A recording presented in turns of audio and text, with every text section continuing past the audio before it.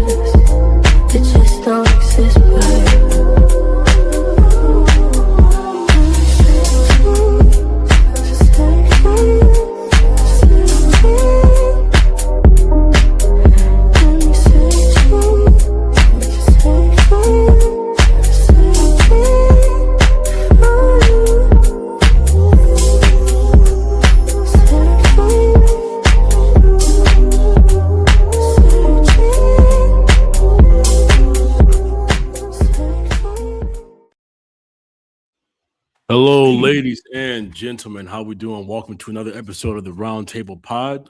Today, myself and Mike Walton, we are very fortunate to be joined by our guys Joe Peppers, Barton, and Kurtz. There's some members in our Bulls HQ Discord and going to be some new members in the Roundtable community. And today, we just thought it'd be a really cool chance to just talk it up and chop it up with the guys on here. And we're going to talk some March Madness, and Mike's got a couple other things in store for us. But gentlemen, how we doing?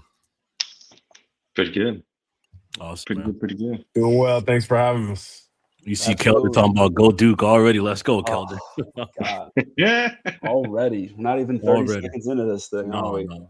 And I think you guys can call me the Bulls' good luck charm because it's kind of weird. The last game I covered in person, they won despite Kevin Durant dropping 40 points on, I believe, 65% shooting. So, honestly, if I went to every home game, they'd be 41-0. So you heard damn near. Yeah. Here we go. But yeah, really appreciate you guys stopping by behind the scenes on a little bit of short notice. So glad we got a full crew. There's a lot of wacky Bulls fans out there, with all due respect. So I'm glad we could get some of the most reasonable people that I know out there to actually come on the stream. To say the least. Shouts out to Kelder, who Guilty already mentioned saying go Duke. I'm a Duke homer, so I'm not going to go too hard on Kelder. I'll let y'all handle that. But thanks again for hopping on, guys. Seriously, yeah. Appreciate you guys having us for sure. This is going to be fun couple hours here. So I think, Guilty is the host, but sometimes I like to take the reins when he's checking his phone or something crazy. So yeah, I'm I was about to go ahead and I just sent the reposted on Twitter the link that's on my page. So if y'all can all just go ahead and repost that, and we can get this motherfucker active. All right, let's You already see some stupid shit happening, but yeah, let's get it cracking, Mike. Yeah, and I think we all know a little bit about y'all, but just for anybody watching, just go around and whoever wants to hop in, just a little general introduction. Tell us a little about yourselves and maybe why y'all follow the Chicago Bulls of all teams in the National Basketball Association. Joe, we can start with you. Okay. I was born in Chicago Heights, so I grew up a Chicago Bulls fan. Went to Rich Central, was where Kendall Gill. So back in the day, and played ball all through high school. I also went to Marian Catholic, and then I walked on in college. Went to West Point. Was an Army guy, veteran. Nice. So I've just always been a hoop head. I grew up. I was a shorty when Hoop Dreams came. I don't know if you all seen that. Yeah. So what's his name? Doyle, the coach. That was my guidance counselor in high school. I went to Willowbrook High School. They was my counselor. Oh wow. Yeah. So when I was playing ball, they all say, the counselor. He was in that movie Hoop Dreams. And I saw. That's crazy. Yeah. So every kid that was a middle school or high schooler wanted to be like Mike when the Bulls were winning. So I grew up on the Jordan Bulls, and then now I'm 47 with 4 kids, and I do a little basketball training here on the side, and I've been in the Bulls bloggers sphere for a long time, since the Bloggable days. Yes, sir. Yeah. Yes, sir, man. Kurtz. I grew up in Chicago as well. Played a lot of ball. From a different era than Joe. I grew up in the D Rose era. Maybe not as many championships, but maybe just as fun for a little bit. It was fun. So that was great. And D Rose was my guy, as he was everyone's guy growing up in Chicago around that time. And around probably 4 or 5 years ago, I just started tweeting about the Bulls a bunch. And a couple years back, Guilty would hit me up and was like, "Yo, let's get something popping." And here we are. Absolutely, man. Absolutely. be here. Love the Bulls. Love talking about them. So let's do it. Yes, sir. Love it. Barton, Mr. Shaw. I'm Barton. Choking. Oh, okay. Oh boy. Why do I follow the Bulls? You know what? I got away for a while, to be completely honest with you. All right. Yeah. But I grew up in the south suburbs in the 90s. So you're not getting away from, like, just Michael Jordan was all encompassing. Okay. Like, yeah. I In Chicago. remember having, like, we got some hand-me-down Jordans, and those suckers, I went to bed in those. Like, these were hollowed in my Rodman jersey, so I think I come by it honestly. But no, what got me back in is when they moved on from Garpax, and it was like, okay, we got Acme in here. We're doing a new coach. Like, seems like time to jump in again. So, and that was COVID year. So, man, I don't know. Maybe it wasn't for the best. It was pretty fun. Boot trade was kind of cool at the time. And, like, DeMar is a beautiful game to watch. So, I got something to show for it. But, now I'm all the way in. So there's no turning back. Absolutely. Mike, I'm going to let you steer the ship here as far as where we go today, because you do the outlines and everything. I'm just here to, enjoy the talk with everybody. No, you're all good. But yeah, it's always interesting to hear where everyone comes from with their Bulls fandom, because me and Guilty are kind of in the same age range, same Bulls fandom range. So we're kind of in between all of that. And people always ask me what the hell I'm talking about when I'm like, yeah, I remember my first Bulls team, and Jalen Rose was killing it. And people are like, when did Jalen Rose play for the Bulls? And I'm like, no, I'm telling you, it's a real thing that happened. He was getting busy. He was getting buckets. But he was. Yeah, he had a good year. Yeah, Jalen Rose was that was my come up team, and then obviously you can guess from there the Ben Gordon teams, Derrick Rose, like Luke and everybody else. But it was great hearing Joe. Shout out to RoundtaBull. I was not quite there for that, but when I joined Bulls, they ain't trying to hear about RoundtaBull, I guess. So before the show, Mike let us all know he's got 2 big ass German shepherds in attendance today, and if we say anything that they don't like, we're gonna hear some barking. So. And one thing they hate is the history of Bulls podcasting. It pisses them off. No, I'm joking. They're good. Hey, guys. Bonnie and Louise, That's great awesome. German Shepherds. Shout out to Bonnie and Louise. But Bulls Confidential, when Mark K and Will Gottlieb, who I know everyone knows, when they started getting me as a writer for Bulls Confidential, I'm not even going to date myself, how many years ago, they were like, yeah, we just transferred from RoundtaBull to Bulls Confidential. We're going to be hosted on Medium, so it's crazy always to hear people's connections. And when I met Doug Thonis in person, I'm like, man, you're like a connection to 1,000 different Bulls writers and podcasters. So it's always great to hear it. But as we shift gears here, getting into the thick of things, when we're talking about the Bulls now, if you guys are truly Bulls fans watching every game like a maniac, Leonard Miller is a name that you've nonstop heard, I'm sure, as of late. Pretty much everyone seems to be in agreement. So if you are in agreement with everyone, then we'll just keep going. They ain't trying to bring Leonard Miller back. See, they don't like Leonard Miller at all. That's funny, man. Yeah, I mean, I'm assuming but you were would you guys? Well, what I was thinking here is, would you guys think it's a priority to try to re-sign Leonard Miller to a deal now, or would you let it play out?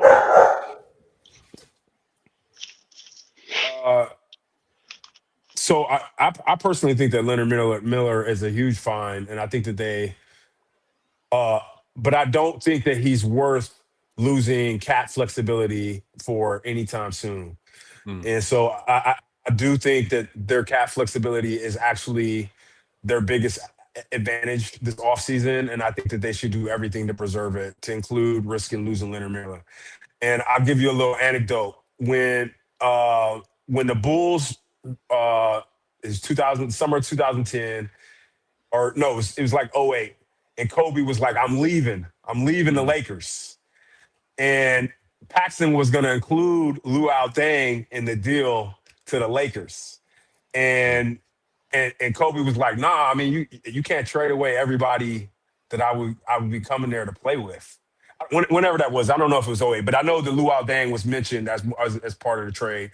And then 2 or 3 years later, when they had an opportunity to go get Bosh Bosch, Wade, and James, Lou Deng was a blocker because they gave him this huge contract. And so, to me, right now, you don't have any contracts that are untradeable. I mean, short of Patrick Williams. And so, I think the cap flexibility has to be a premium. And I think it would be unfortunate to lose Leonard Miller, but I think you have a conversation with him, and hopefully that they can retain him. I know that was a little long-winded, but no, I mean, we're here for the the long-winded today. Joe's one of the first people I've heard kind of go that direction. Now, Undisputed, who obviously is going to come in a bunch if anyone watches constantly, he does make a good point that you're re-signing Leonard Miller to a bargain deal, which is why a lot of people want to do it. You're not going to be signing him to a big number, so you're not giving up a ton of flexibility. To Joe's point, though, every dollar does count, especially if you're trying to outbid people for restricted free agents like Walker Kessler, who I hear a lot of Bulls fan mention, or you're going after one of these rim protecting centers. So I do think it's interesting. For people who don't know, Miller's not like expiring or anything. The Bulls do have a team option on him for, I think, about 2.4 mil for next season. Then he becomes unrestricted. So you can wait it out one more year. If you think Miller's going to have like some massive breakout season, then maybe you really rush to get it done. But Joe does make a good point. Barton, Kurtz, I'll let you guys weigh in there. I think Joe summed it up pretty well. I think a lot of Bulls fans are in agreement that Leonard Miller has been one of the few bright spots post-deadline, and I think he's been a nice surprise for us and kind of softens the blow on the IO deal. Well, not fully, obviously. But to Mike's point, he does have a team option, and just because of the situation the Bulls are in, where we're not necessarily the most competitive team in the world right now, and it's not like he's been a consistent starter. Like, he has started a couple games, people have gone out, but I don't think a lot of teams are looking at him right now as somebody to keep an eye on to come poach from us. So I almost think you could just take a team option, get him back for another year, and you have more time to look at him, especially because you're also trying to evaluate Noah next year, who's another forward who's going to be similar to Leonard Miller in that he's a high motor, high defense, high transition player. So I think you just take the team option for now and wait it out a little bit. Well said. Yep. I mean, I'm not going to be mad if they, figure something out, waive the team option and get him here. I can't imagine it would be more than like 5.5 a year at most over a few years, if they want to keep him for like 3 years.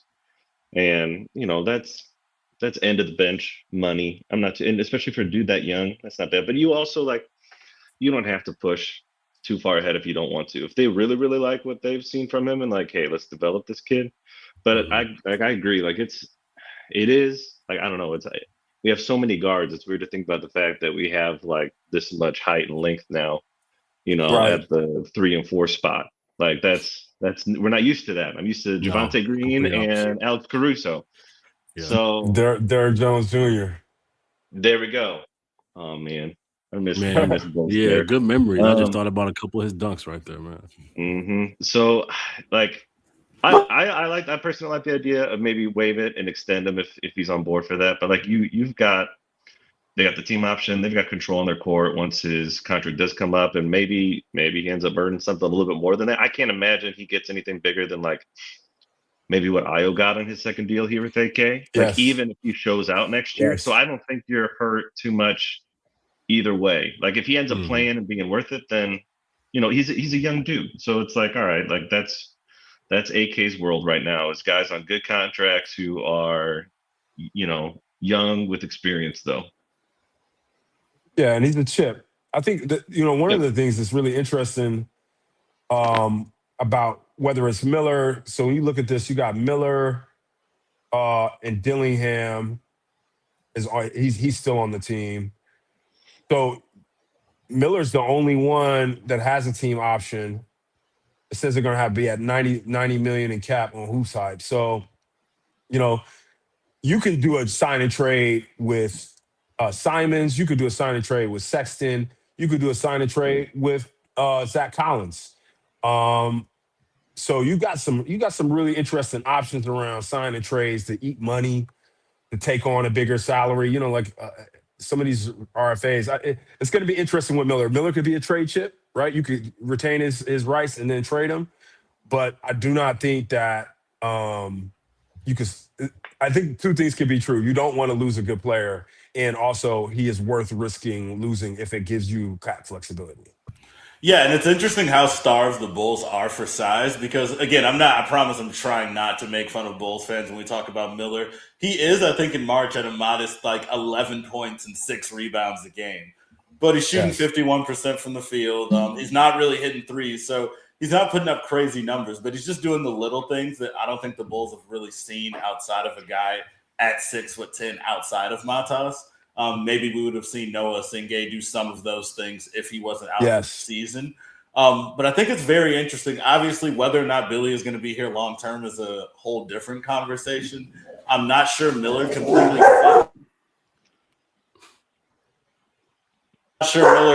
fits the style of basketball that they want to play. I do wonder, just switching gears because I heard you guys bring up Colin Sexton. Do you guys ultimately think he's a player the Bulls need to prioritize and bringing back? Because he's on an absolute tear in March. He's at 41% from three since he's been a Chicago Bull and 17 points a game. So he's putting up pretty consistent numbers. It's not just like a flash in the pan thing. Obviously, a lot of injuries, guys in and out. I've been pretty much completely against bringing Sexton back because I'm tank, get your young guys, rebuild the program. Let's actually have a core and a style and a direction. But the way Billy clearly loves the way Sexton plays, he's not really eating too much of a role if you think of him as more of a combo guard. You know you're going to have Giddey. You know you're going to have Trey Jones. You know you're going to have a rookie. Sexton does kind of fit if you're assuming your forwards are going to be Leonard Miller, Asingay, Buzelis, and Yabusele to some extent. Do you guys see a world where bringing Sexton back makes sense, or am I not crazy for thinking we just need to leave that alone? I don't know. My spot on Sexton is like there's a reason that the Hornets were like, yeah, absolutely, we'll take Kobe White. You know, like Sexton, I like Sexton. Sexton's got a crazy motor. Like the dude's engaged. Like I could see it being I could see him being, if they want to retain him as a good vet, if they really feel like that he's that kind of dude in the locker room and whatnot, and brings that energy and intensity that they want these guys to match and meet, then figure out a number that makes sense. And maybe he's a little more valuable here than elsewhere. I don't think that number gets too much higher than the mid-level exception.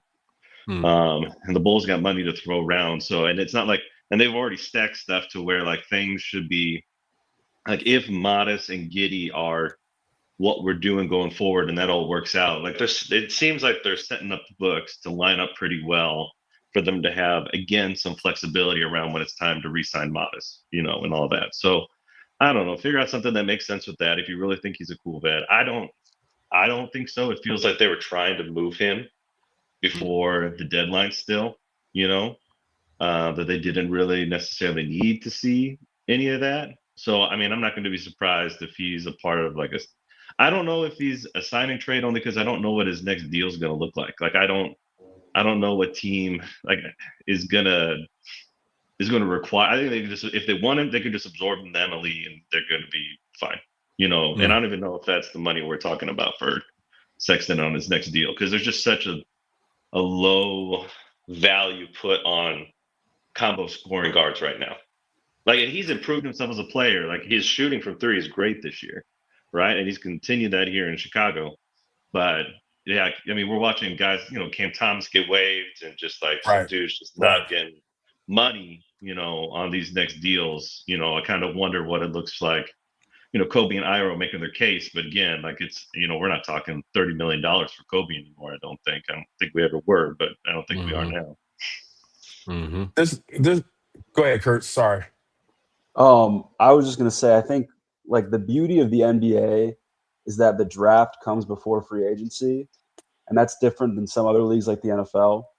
Right. And there is a scenario this year where the Bulls have their own pick. The Portland pick conveys. We're picking again early in the first round, and I believe early in the second round, and I believe late in the second round as well. So there's a scenario where you have 4 draft picks in this extremely loaded draft. And if the Bulls pick jumps up into the top 4 and you get that Portland pick, so you've got 2 top 20 picks, you're heading into next season with already a bunch of really solid young pieces in theory. And then you get to the free agency period and you can kind of decide if you're going to continue trying to tank and get more young pieces, or if it's time to start adding some vets.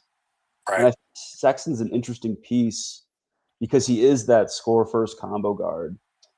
He's a little undersized for what we need because he's going to be a 2 next to Giddey. And I don't know if I want a 6'2" shooting guard. No, hell no.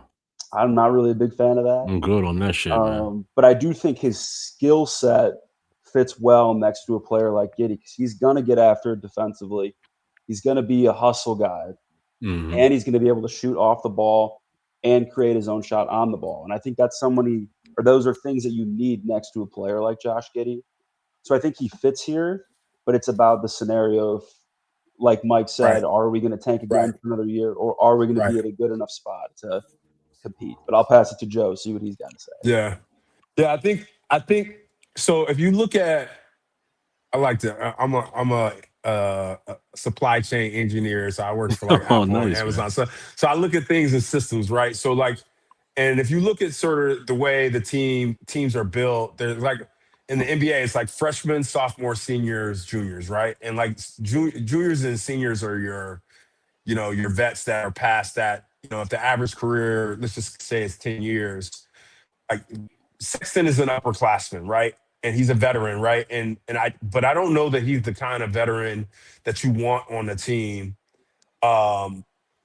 If the scenario that you just articulated, Kurtz, happens, meaning like, would I love Sexton as a third point guard when somebody goes down and he could come in and be, like a microwave guy? Yeah, I would love that. But like, I don't. Again, if cap flexibility is important to them, I don't think that you rush that process. And so I do not think, to answer your question directly, Michael, I don't think that he should be prioritized.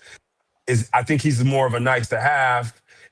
But I think the one thing you can point to is, let's just assume that all of the front office and the coaches come back. Like, he's not really like, what are Billy guys? Billy guys are like, and I always like to look at Florida. Joakim Noah, Al Horford, Corey Brewer, and the 2-point guards. Like Jalen Smith and Trey Jones are like, he would have recruited those guys when he was at Florida, okay? And so he would not have recruited. Now, there was this time Billy had a guy named Teddy Dupay who was like he's a lights out shooter. But that's not really what he's playing Sexton out of necessity. He's not playing Sexton because he likes Sexton. Yes. And so when you're looking at roster construction, I pray for the scenario you articulated, Kurtz, to play out, because really that gives you two first rounders, 2 second rounders, and all that cap flexibility. Sexton's like, let him play it out. Let's see where he goes. I think Simons you'll absolutely be able to use as a sign and trade chip. But I don't think the Sexton's going to go fast in the market. I think he's going to go late. He's going to go late in the market. That's just my thoughts. And honestly, like, I keep going back and forth. Like, it depends on what hour of the day you ask me about it, what my opinion is. I think another reason I really can't do it now is Dillingham. You're going to have him no matter what. Even if you're not a Dillingham fan, you absolutely hate him. You kind of have to play him just to see what you have in the investment at this point. And last game, if we want to like even talk about last game, the Bulls obviously lost in hilarious fashion. But man, Kareem Bigham's out there. Yeah, Dillingham played like 15 minutes, and I think Sexton had 30. So it's one of those things where if Sexton isn't on the team, is that a night where Dillingham's playing 33 minutes and we see him going for 20 points and really growing as a player? Are we seeing that held back by Sexton? Or is it not that binary, 1-to-1 relation? So it is something I think about when you think of backcourt that's already very crowded. Mm-hmm. Yeah, and I think you want to be young, and so if you're gonna have veterans, choose the veterans you want. Again, assuming Billy in the front office comes back, Jones and Smith, that's your archetype. These shoot first, small point guards, even like the Kobe's. Kobe really, I don't think that they wanted to trade Io, but I think that they saw Dillingham as a really they saw him as like maybe like a Giddey, right? Like that you could see this is their philosophy. Well, let's trade high on Io, and can we get a guy maybe who's got a little bit more upside than Io? So they went and got Dillingham and they got Miller. And I think that in retrospect, that could look really smart. But you could see that they have a type, and it is. I think Dillingham, conversely, to your point, Michael, isn't like Sexton. Now he might be a guy who can score, but he's a guy that can drive an offense, and he's just an incompetent player. But like, in theory, he's a guy that can drive an offense in a way that Sexton's shooting. Sexton's like irrational confidence guy. Shout out to Reese.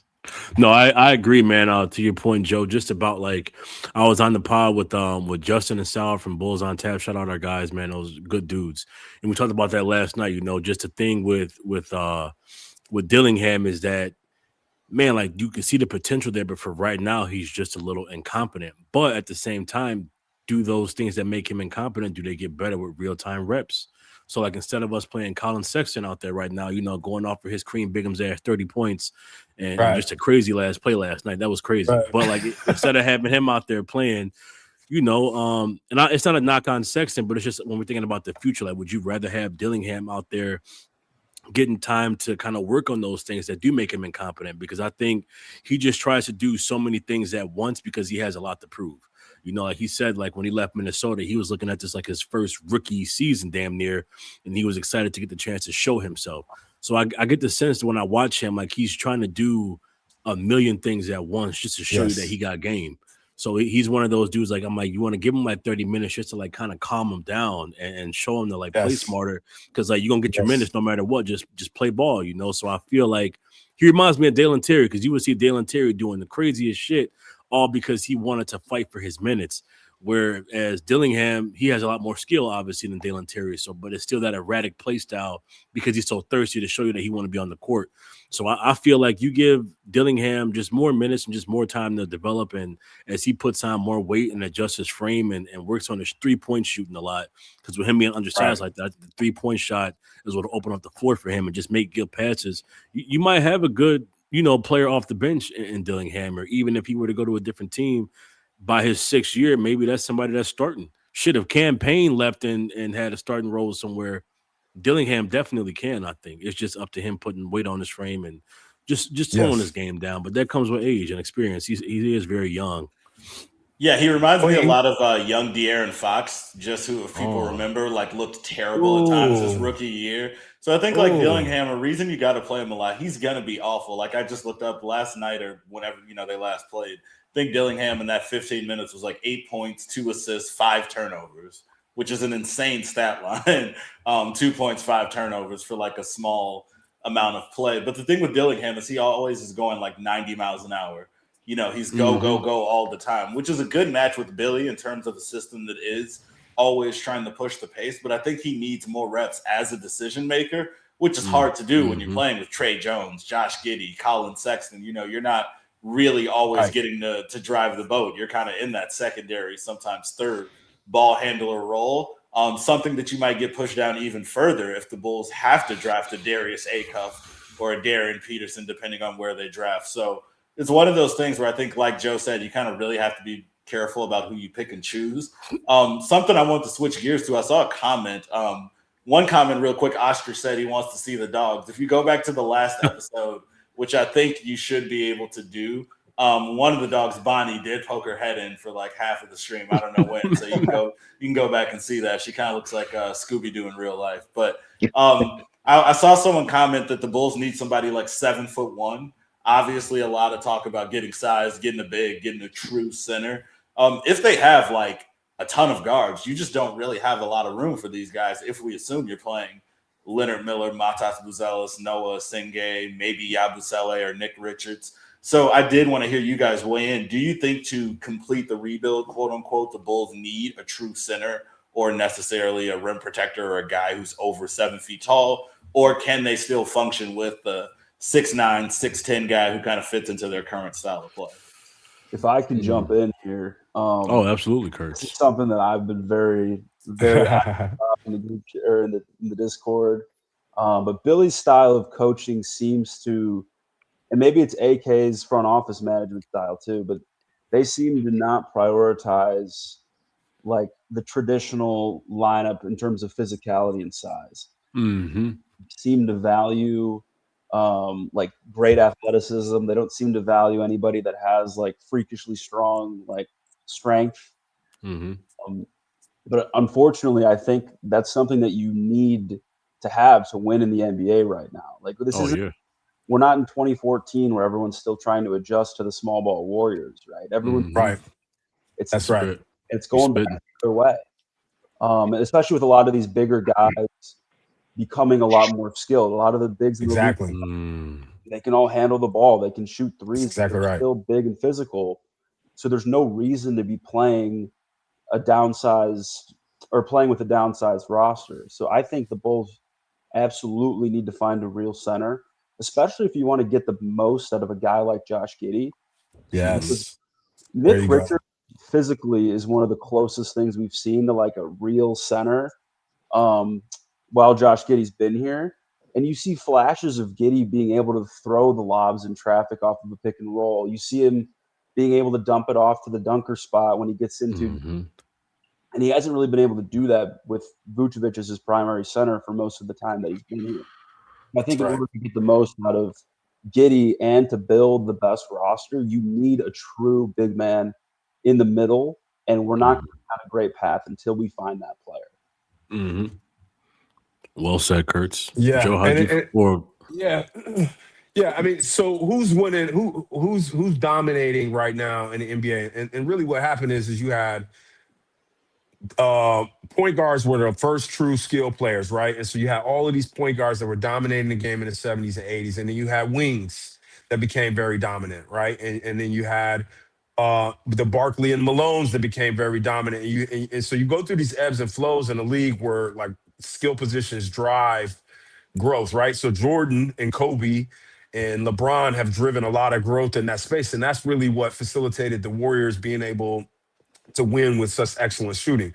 But what happened is, it's sort of like the NFL and the running back, the center is now catching up, right? Like Kevin Garnett and Tim Duncan. So the center is now catching up. And so who's benefited from that? You had Milwaukee benefit from that. You saw Oklahoma City, who had two big guys that were 7 feet and skilled, and then you had Denver, right? So that's 4 of your last championships, 4 of your last few championships, and then you had one team, a couple teams stood out: Boston, who had 2 elite wings, and Golden State, who had an elite sort of system. And so what I would contend is like, you're not going to compete with San Antonio and Oklahoma City if you don't have big guys.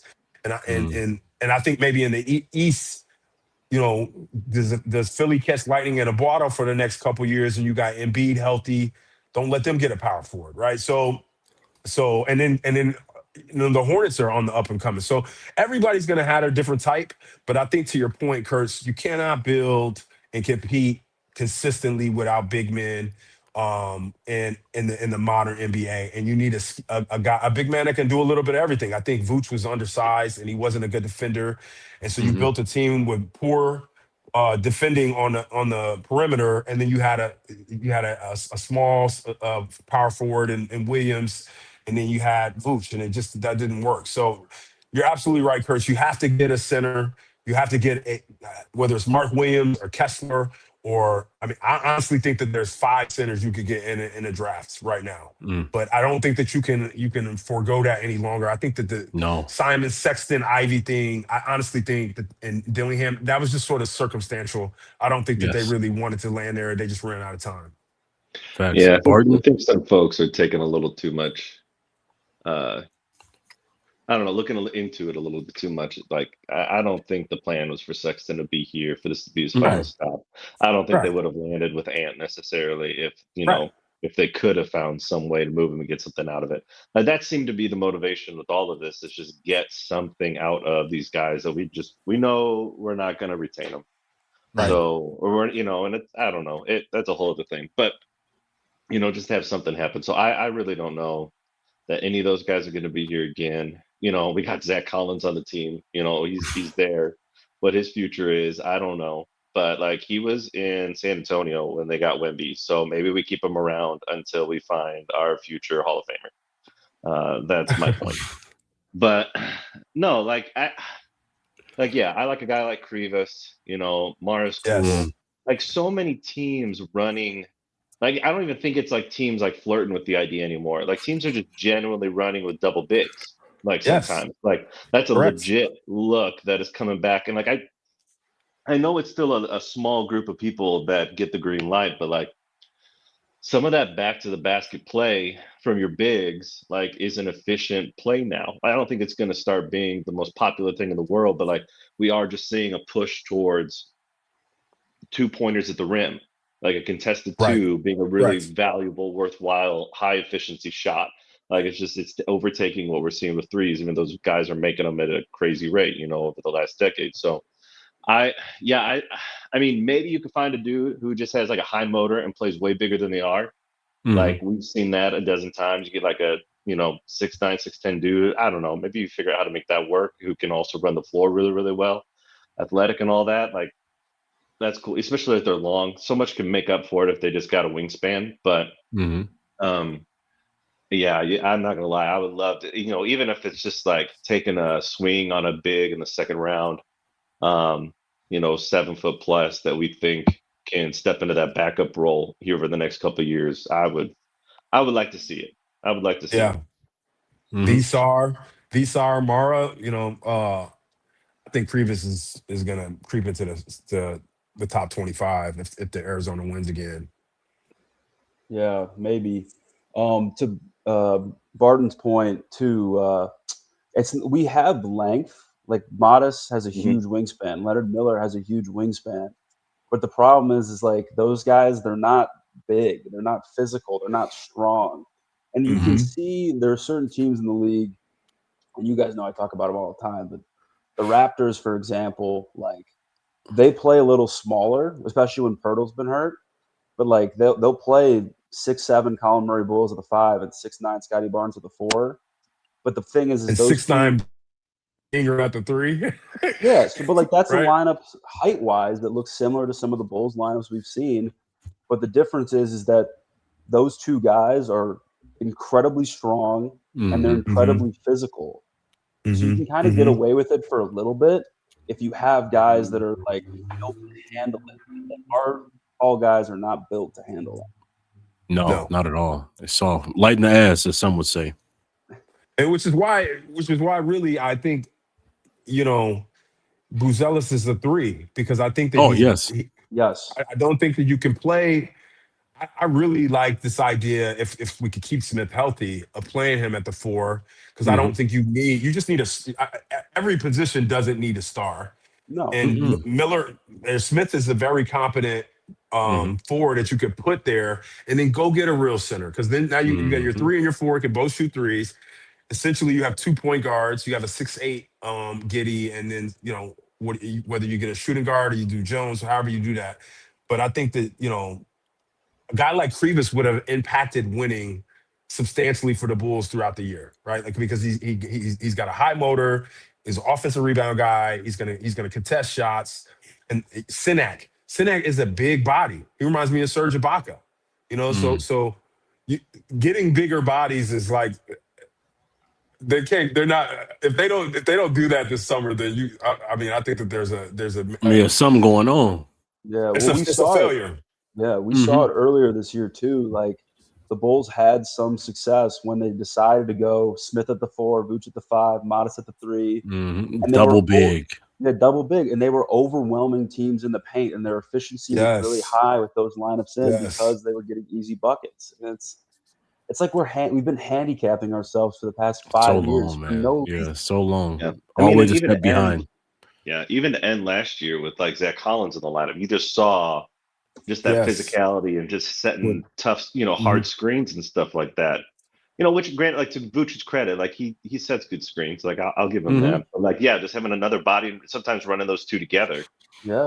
It does. It opened up shots, opened up lanes for Kobe and for Giddey, as we saw. So I don't know. Like, I don't know. Reese made a comment in there too. Like, how do we balance looking at our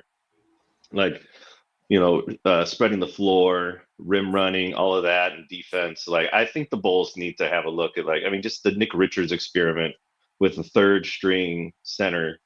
Like, it's just seeing his the athleticism that he does have, just the options in the pick and roll. Like just the Vooch experience for so long was like pick and pop in the short roll, which like cool. Right. Like that's Right. how Vooch works, right? But like, yeah, I mean it has been nice. Like I mean, I think even Stacy and Adam commented like I think we've seen more lobs today than the whole season and just like one single game.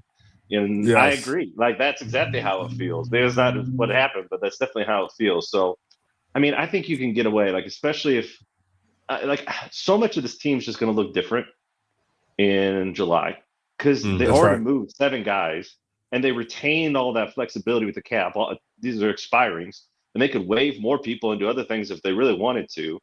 Like they can make trades with some of the guys that they still have under contract. Like there's just who knows what this is going to look like. And now we even got rumors about Billy Donovan leaving possibly. So it's like, what are we even anticipating in the off season? Because you could talk about like, oh, we need this, we need that, given like Billy Ball, but like, is it Billy Ball? It definitely seems like Acme, like they're on board with this high pace, offense, right?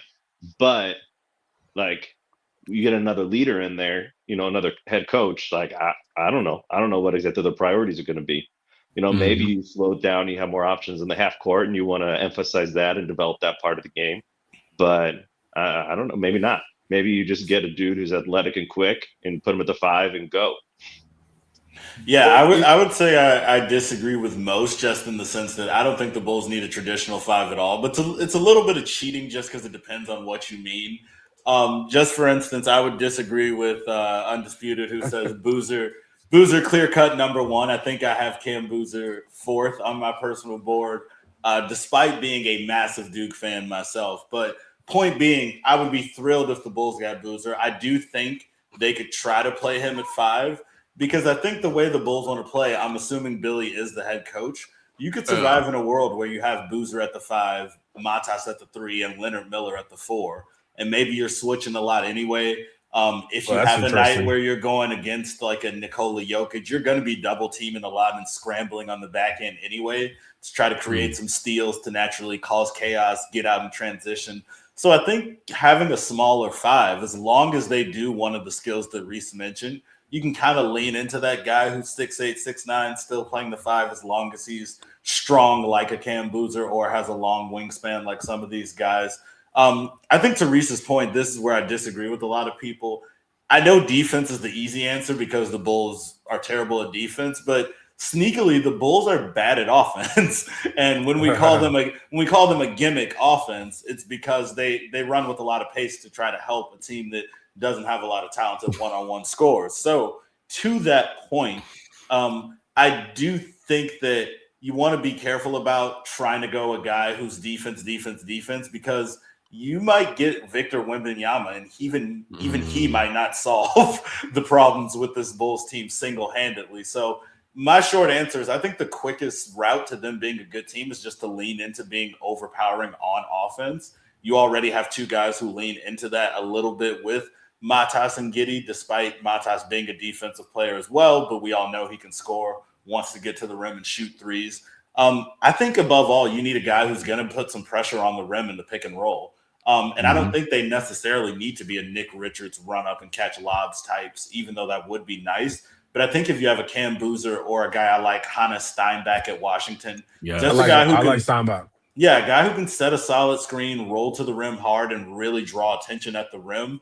I think that's what the Bulls need more than anything out of a 5, just a guy who can put pressure on the rim offensively, because now you're giving Matas and Giddey open 3-pointers, maybe some catch and shoot opportunities. Maybe they're catching guys, running out to the 3-point line and they can catch them, off guard, getting to the rim. So I just think you open up a lot for the team offensively if you have someone in the half court who can put pressure on the rim, primarily in pick and roll, since that's what Billy's offense wants to do a lot of at the most part. So you don't need necessarily a 7'5" guy who's swatting shots. You got that in Matas.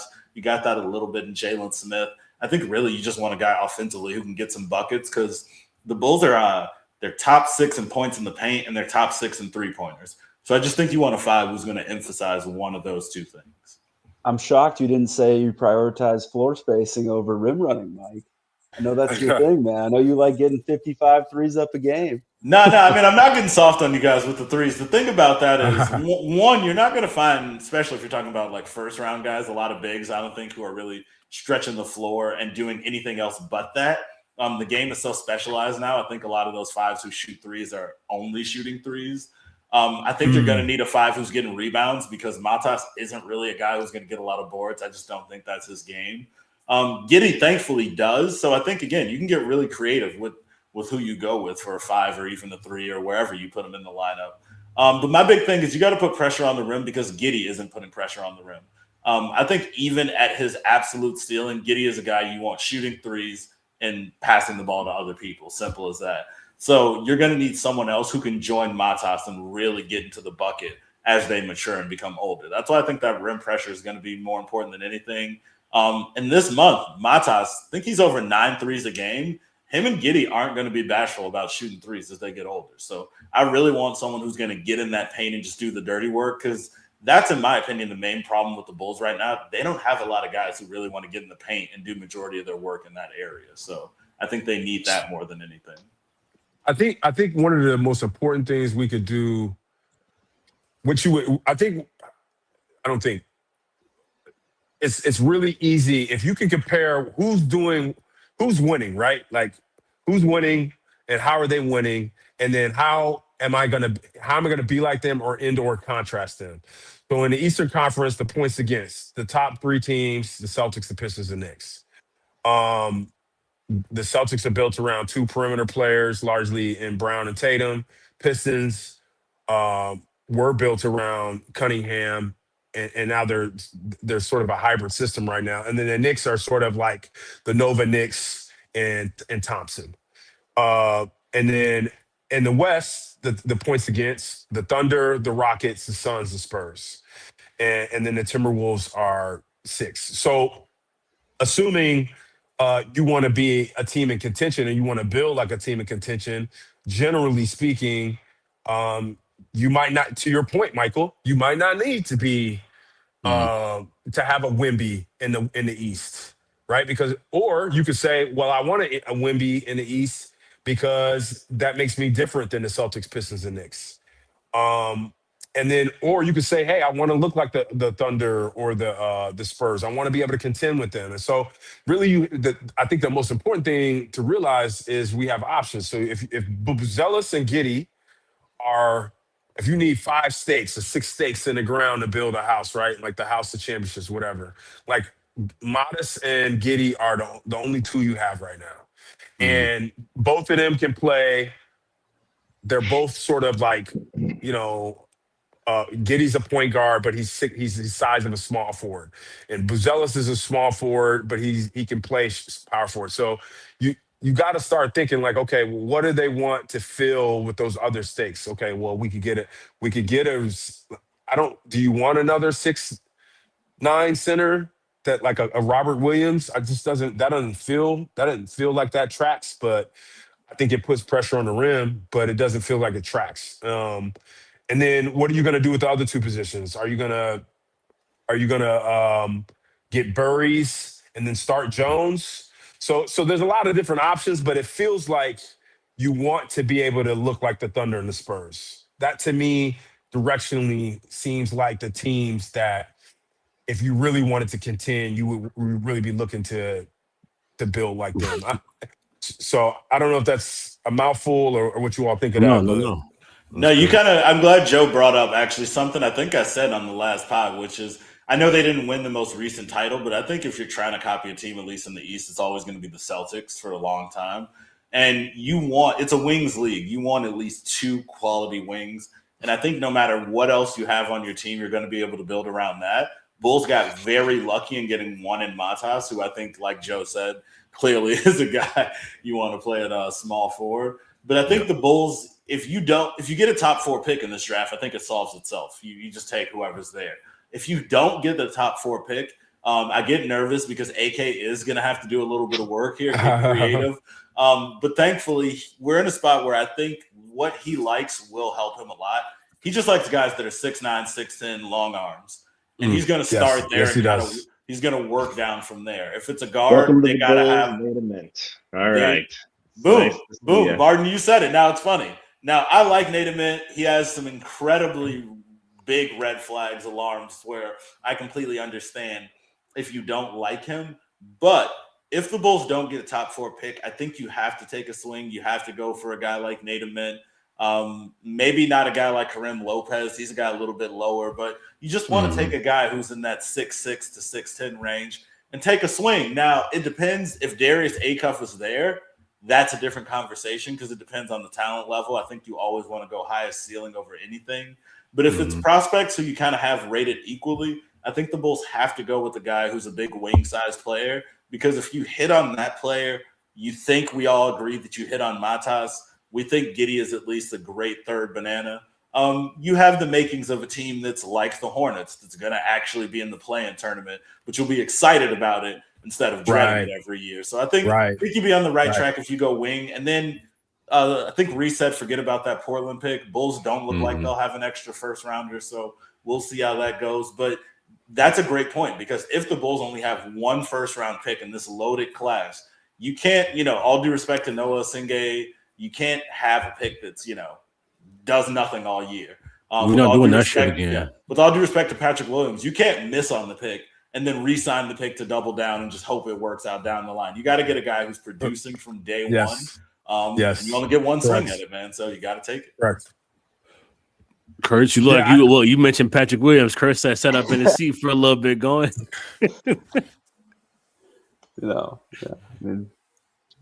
I'm not going to defend P. Will anymore, man. It's getting hard out here. It's getting tough out here, these streets. Hey, man, I was you on the last pod. I was Kurtz on the last pod, or that might have been the one before. I got yelled at very much for. I think I tried to say he was an NBA rotation player. Like it's but I think he could be that. But it's getting tough. Fred wasn't trying to hear it. Shout out to C-Red Fred. He was not trying to hear that shit, man. Shout out to Justin. He said, rank the Bulls roster by cut of steak they are. Do we have any ribeyes? I'm not doing all that, but the ribeyes are Giddey and Buzelis. Those are the ribeyes, and you kind of work from there. Leonard Miller is whatever is a nice steak, but you can get it at the Outback steak. Yeah, you can get it at Michael Jordan's joint. Yeah, whatever that is. Yeah. But yeah, I think Giddey and Buzelis are not ones. I mean, I think Buzelis is probably a 2. Right, like if you're looking at team construction, you got to have a 1, 2, and 3. I'm a '90s Bull guy, so I'll say Jordan, Pippen, Grant, or Jordan, Pippen, Rodman. So Giddey's the third guy, and that he might be a 4th guy. I don't know. He's like an excellent starter, but he is a starter. And then Buzelis could be a 2. He could be a great 2. He could be an excellent 2, but he's not a 1. And he could work himself into being a 1.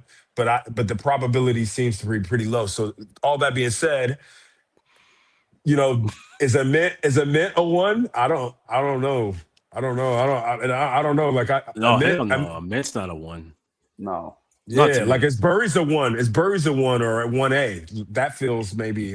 So what's interesting about that is the reason I like him is I think he can be the most modern basketball 1 of all time, because I think the perfect development arc for him in the modern NBA is he's going to come in, right? Here's a guy who's very big, very long, and is super afraid of contact, allergic to the rim, doesn't want to get layups, but he's just shooting a ton of threes. But when he does get to the rim, he's just getting to the free throw line because he's flailing all over the place when he gets any bit of contact because he's so scared of it. So similar to Keaton Wagler, a guy I do like, I think Nate Ament is just going to be 6'10" version of what Wagler could be. He's going to be a player who's feasting on free throws, feasting on 3-pointers, and then defensively maybe has a little bit of a higher ceiling than we are expecting because, again, defense is really just about the tools and the effort level.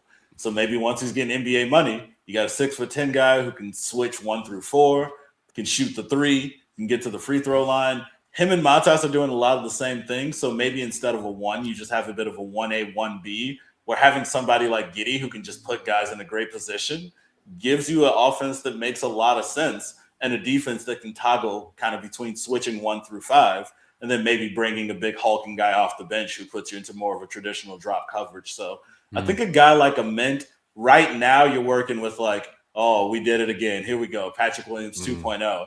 And then in 2 or 3 years, it's I don't like, think so. and then Yeah, I think he has more to offer than P. Will. Exactly. Where I think it's one of those things where it seems like a doomsday scenario, but I think at worst you're kind of dealing with two Matas Buzelis types, if that makes sense. At worst, you're dealing with the same mold of player, and I think that's not the Matas. worst idea around Giddey because again, Giddey's 6'6" and he's crashing the boards. You got two 6'10" guys who maybe don't want to crash the boards, but they want to shoot threes and score. Giddey doesn't want to score, but he wants to crash the boards. You have a lot of guys who are over 6'6", all filling the gaps of what they don't do. I think there's a world where Ament isn't a perfect prospect, but his flaws are mitigated by being in Chicago next to guys like Giddey and Buzelis. What were you going to say, Peppers? That's a really interesting point. So if we think about Ament as a Rui Hachimura or something like that, like a guy, maybe like a 6'10" Rui,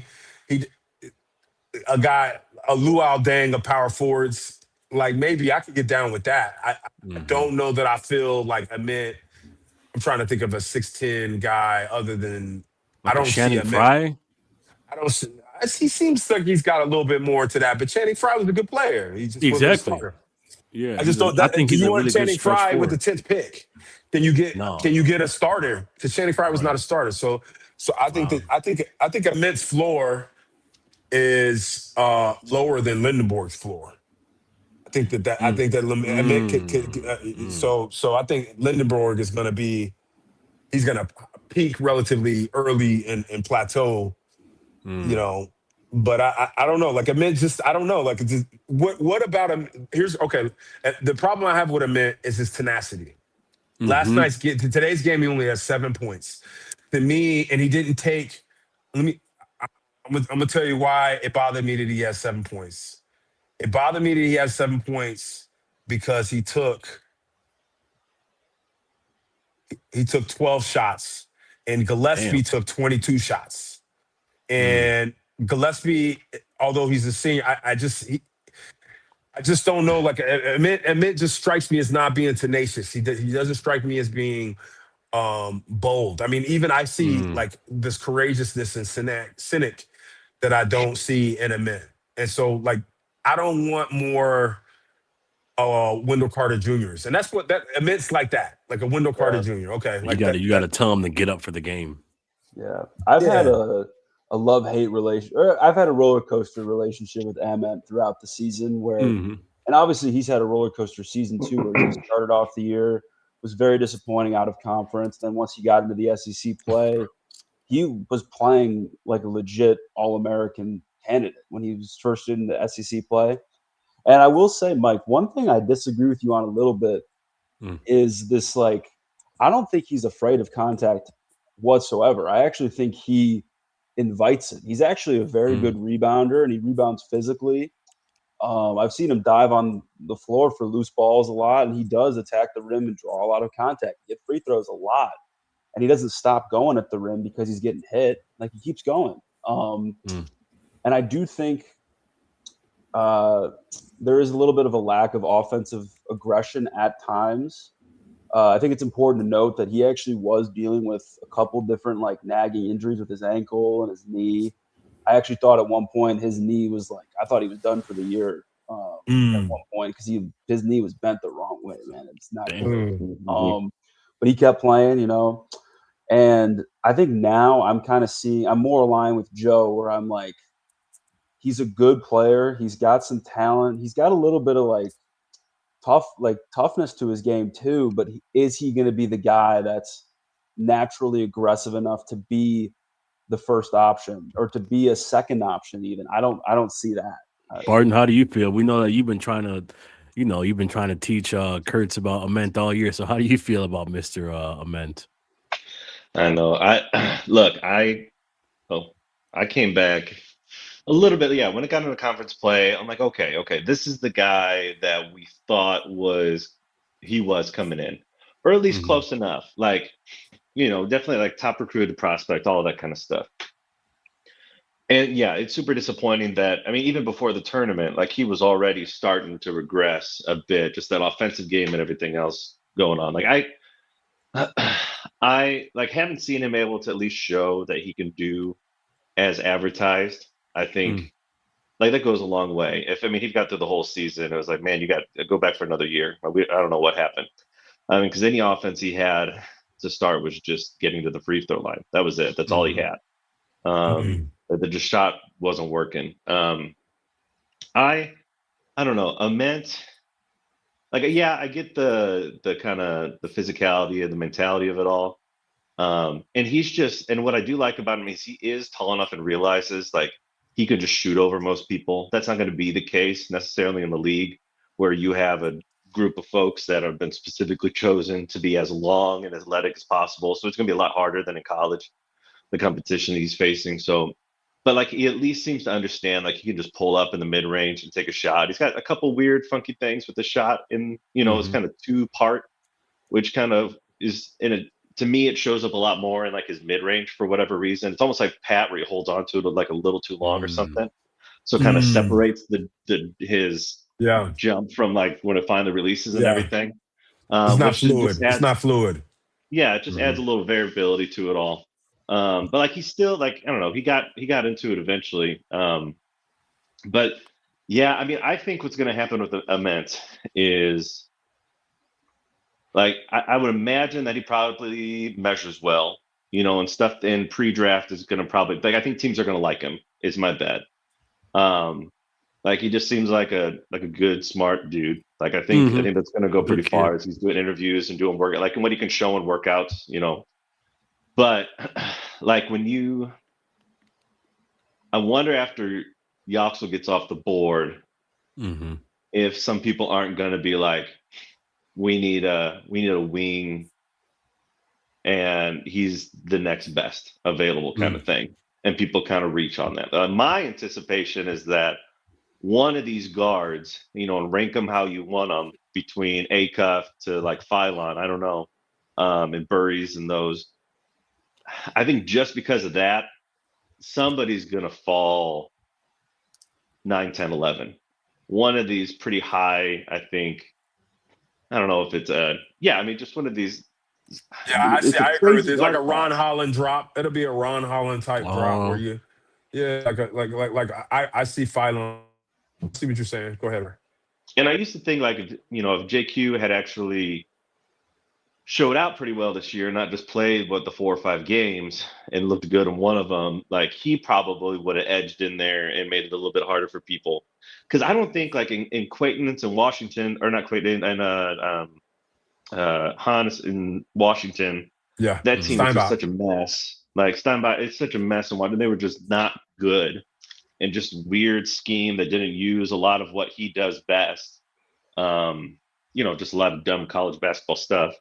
Like I don't think we really got to see what he has to offer in the best of. So I don't know. Maybe he ends up creeping up as he goes into pre-draft too. Because I could see teams really liking him in interviews and stuff like that, in private workouts if he can show out there. So I don't know. I just meant like, because not everybody's going to want, because there's probably a run of like 6, 7 guards. Like somebody's going to creep up, and there are probably 2 people that want a wing or a big or something and jump ahead and push these guys a little bit further down. It's just who's it going to be, Yes. Yeah, good points. Yeah, and I'm glad you brought up JQ from Kentucky, because I do think if the Bulls end up picking, let's just say, as per usual, nothing goes their way, and they end up picking like 9th or 10th, I do think Quaintance is a pretty strong possibility for them, stronger than people would expect, despite the injury concerns. Just because if they are going to try to fill what they think is their utmost need, and they really do feel it's a rim running big who can really change things offensively, really work well with Gideon Duzelis as a lob target, but also switch on the guards, smaller guys, and protect the rim, you're probably not going to find a better example of sort of all of those skills besides JQ from Kentucky. So if you really think he can overcome his injury stuff, I would completely understand taking him at 9 or 10, although it would make a lot of Bulls fans, I'm sure, not happy considering the guys they would likely be passing on. But I would completely understand it. And one more thing on Ament, just to Kurt's point, that is fair on the physicality, because I will say one thing I like about him is people think of him, I think, as most of these guys, as an offensive-minded player. In the NCAA tournament, he was putting up over a block per game. Short, small sample size, but it's one of those things where I think there's a world where him and Buzelis just being able to switch on a variety of guys, provide some weak side rim protection, allows you to play a guy like even Yabusele at the 5 and not get killed every night. So it's another reason he intrigues me, because you're just dealing with the measurable. So maybe you can teach some other stuff, knowing, again, he already has some shooting and some other skills there. But Lindenberg, I'm glad you guys brought him up. Yaxel's a weird player. Obviously, the age, I think he's 23 right now, I want to say. He's someone I would stay away from as the Bulls, just because I think, again, you want to have as long of a runway with these guys as possible, especially when you're thinking about contracts. He's a guy that just screams Oklahoma City Thunder to me, because if they end up getting a lottery pick somehow, of course they're going to get the guy who's most ready to contribute right now, at this very moment. But yeah, if the Bulls end up in that 9-10 range, I think you're going to see them go at JQ, go at Ament, or maybe then take a swing at one of these guards if somehow all those guys are gone. But it's why I'm so excited about this class. And people yell at me for giving AK credit for pulling the plug, better late than never. But I think they are in a position to really come out of this offseason in a lot better of a spot than people expect, considering the circumstances. Yes, I absolutely agree too. And I think my interpretation of what the Bulls are going to do come draft night has kind of shifted a little bit. Like for a while, I was very much pushing like, oh, we need to get a big, or we need to get another forward. But I really think this draft, especially if we stay around like the 7 to 11 range, I think it offers a really sharp chance to solidify that 2-guard spot next to Josh Giddey. And there's a couple different ways you could go. Like if Acuff hypothetically fell to like 7, which I don't think is going to happen, because I think he's a damn good player and a really good player. If you put him next to Giddey, that'd be so lethal offensively. Like I don't think people understand how crazy that would be on offense, but the defense would be horrendous, which is a trade-off. But then the guy I think is actually like there's 2 guys that I think would be perfect fits long-term at the 2. And Mike, you're going to love one of them. I think Mikal Brown from Louisville. I mean, that guy is – you put him 2 next to Giddey. One of my guys, something. And then the other guy who I think is actually, of the 2, the best fit, Braden Burries from Arizona, because that guy, he brings secondary on-ball creation. At the same time, he can shoot the ball from 3 off ball. He's a good movement shooter as well.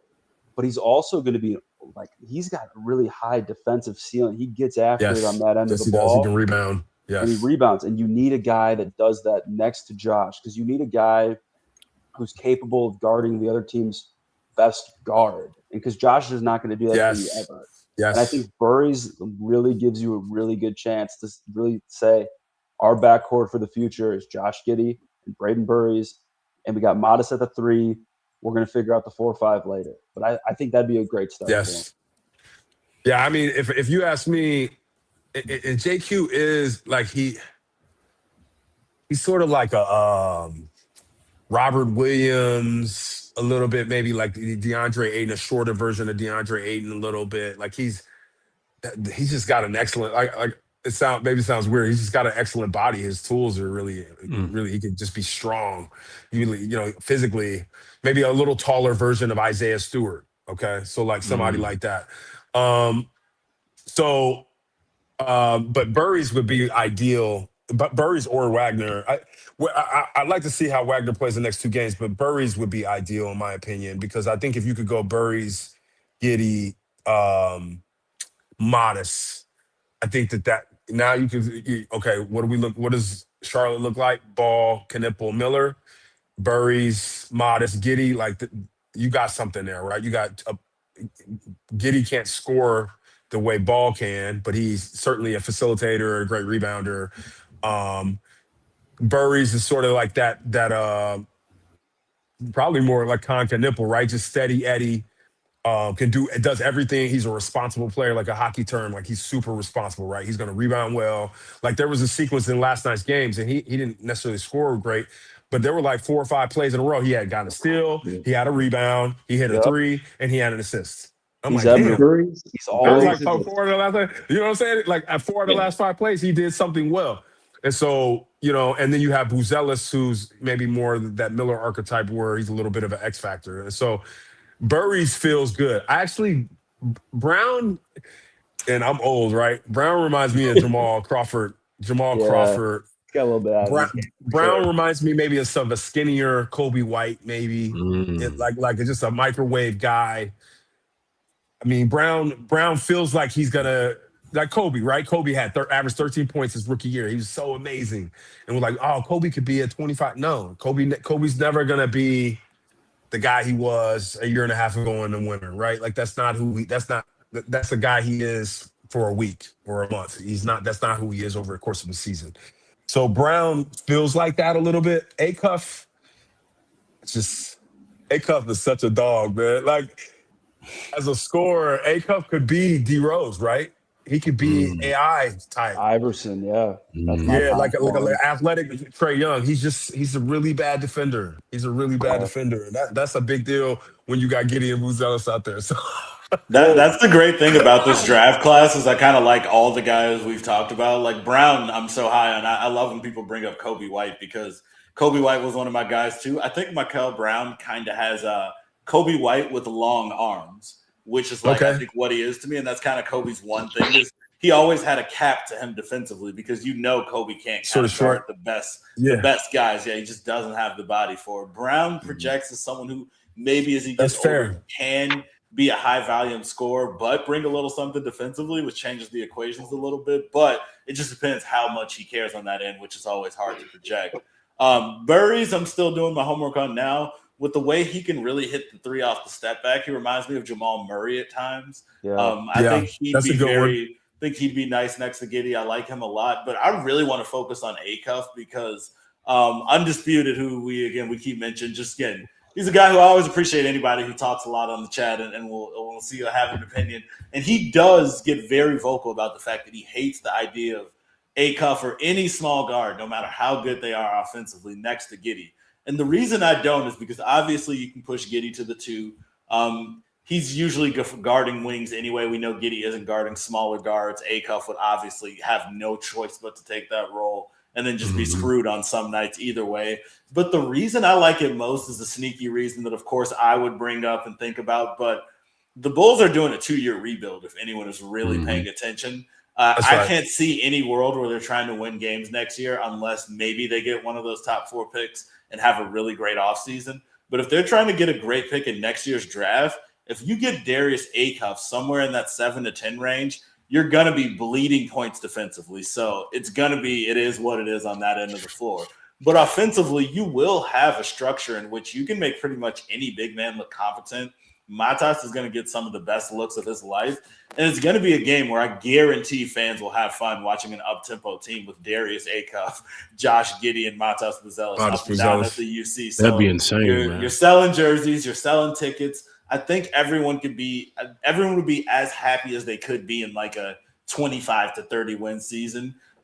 You hit on a good draft pick or get a lottery pick again in 2027, then you kind of figure out where you have to go from there because Kelder, who I know he's going to love this, he always brings up trading Josh Giddey and Matas Buzelis, which I'm like, they're 23 and 21. We can't trade the rebuild. It is the rebuild. They're the rebuild. You're doing nothing. You're playing 2K at that point if you just trade it. But to his point, let's say you get Darius Acuff. You get a great player in next year's draft. Maybe you say, let's build around Acuff, 2027 pick, and Matas, trade Giddey for some draft picks or a guy who fits better. So you really can't pass to try to get a fit right now. You got to go best player available in this draft and next year's draft.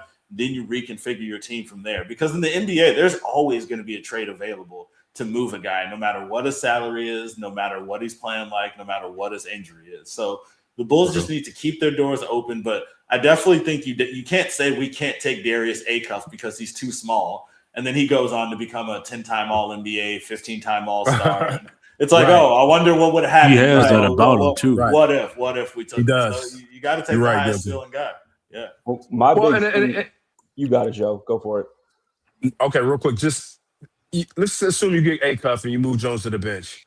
You can start Smith as a power forward, and you can make a huge offer to Walker Kessler, and now you're pretty big at 3-4-5. You're actually big 2-3-4-5, right? You got 6'8", Giddey, 6'9", 6'10", Buzelis, 6'9", 6'10", Smith, and a Kessler. So like let's we don't have to assume that just because we get Acuff as the point guard that we're going to be awful defensively, because there's other decisions that are being made. It's just not every decision isn't made in a vacuum. I agree. Yeah, one more quick thing, just undisputed. Again, guy hates Acuff. My general point is the Bulls need options. You're not closing doors. So let's just say, again, you get Acuff, you put him next to Giddey. Acuff puts up 20 and 10 his rookie year. Looks excellent. Washington Wizards say, oh my God, we screwed up getting all these vets with Trae Young and Anthony Davis. We need Acuff. We're going to give you Anthony Davis, young player of your choice, and 3 first-round picks for Acuff. Boom. There you go. Problem solved. You don't close the door. You mean in the draft? You mean in the draft or in a couple of years from now? So I mean, like next year. So like next year, the Wizards are like, we're going to give you an aging Anthony Davis and 4 to 5 first-round picks because we need Acuff. Now you just rebuilt all of your draft assets. AD maybe has a year left in him. Maybe he doesn't. Maybe you flip him again. It's just you don't take Acuff, I don't think, because you don't think he fits, because maybe Acuff looks great and you trade him. Maybe you see what Vaughn said, Mike?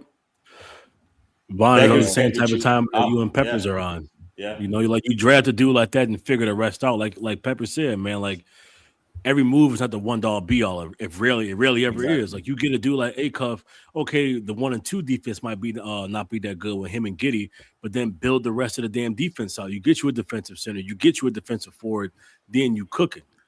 So I think to Von's point and Joe's point and your point, you know what I mean? Like you can get a dude like Acuff and fit be damned, because then you build the rest of the roster out after that over the years.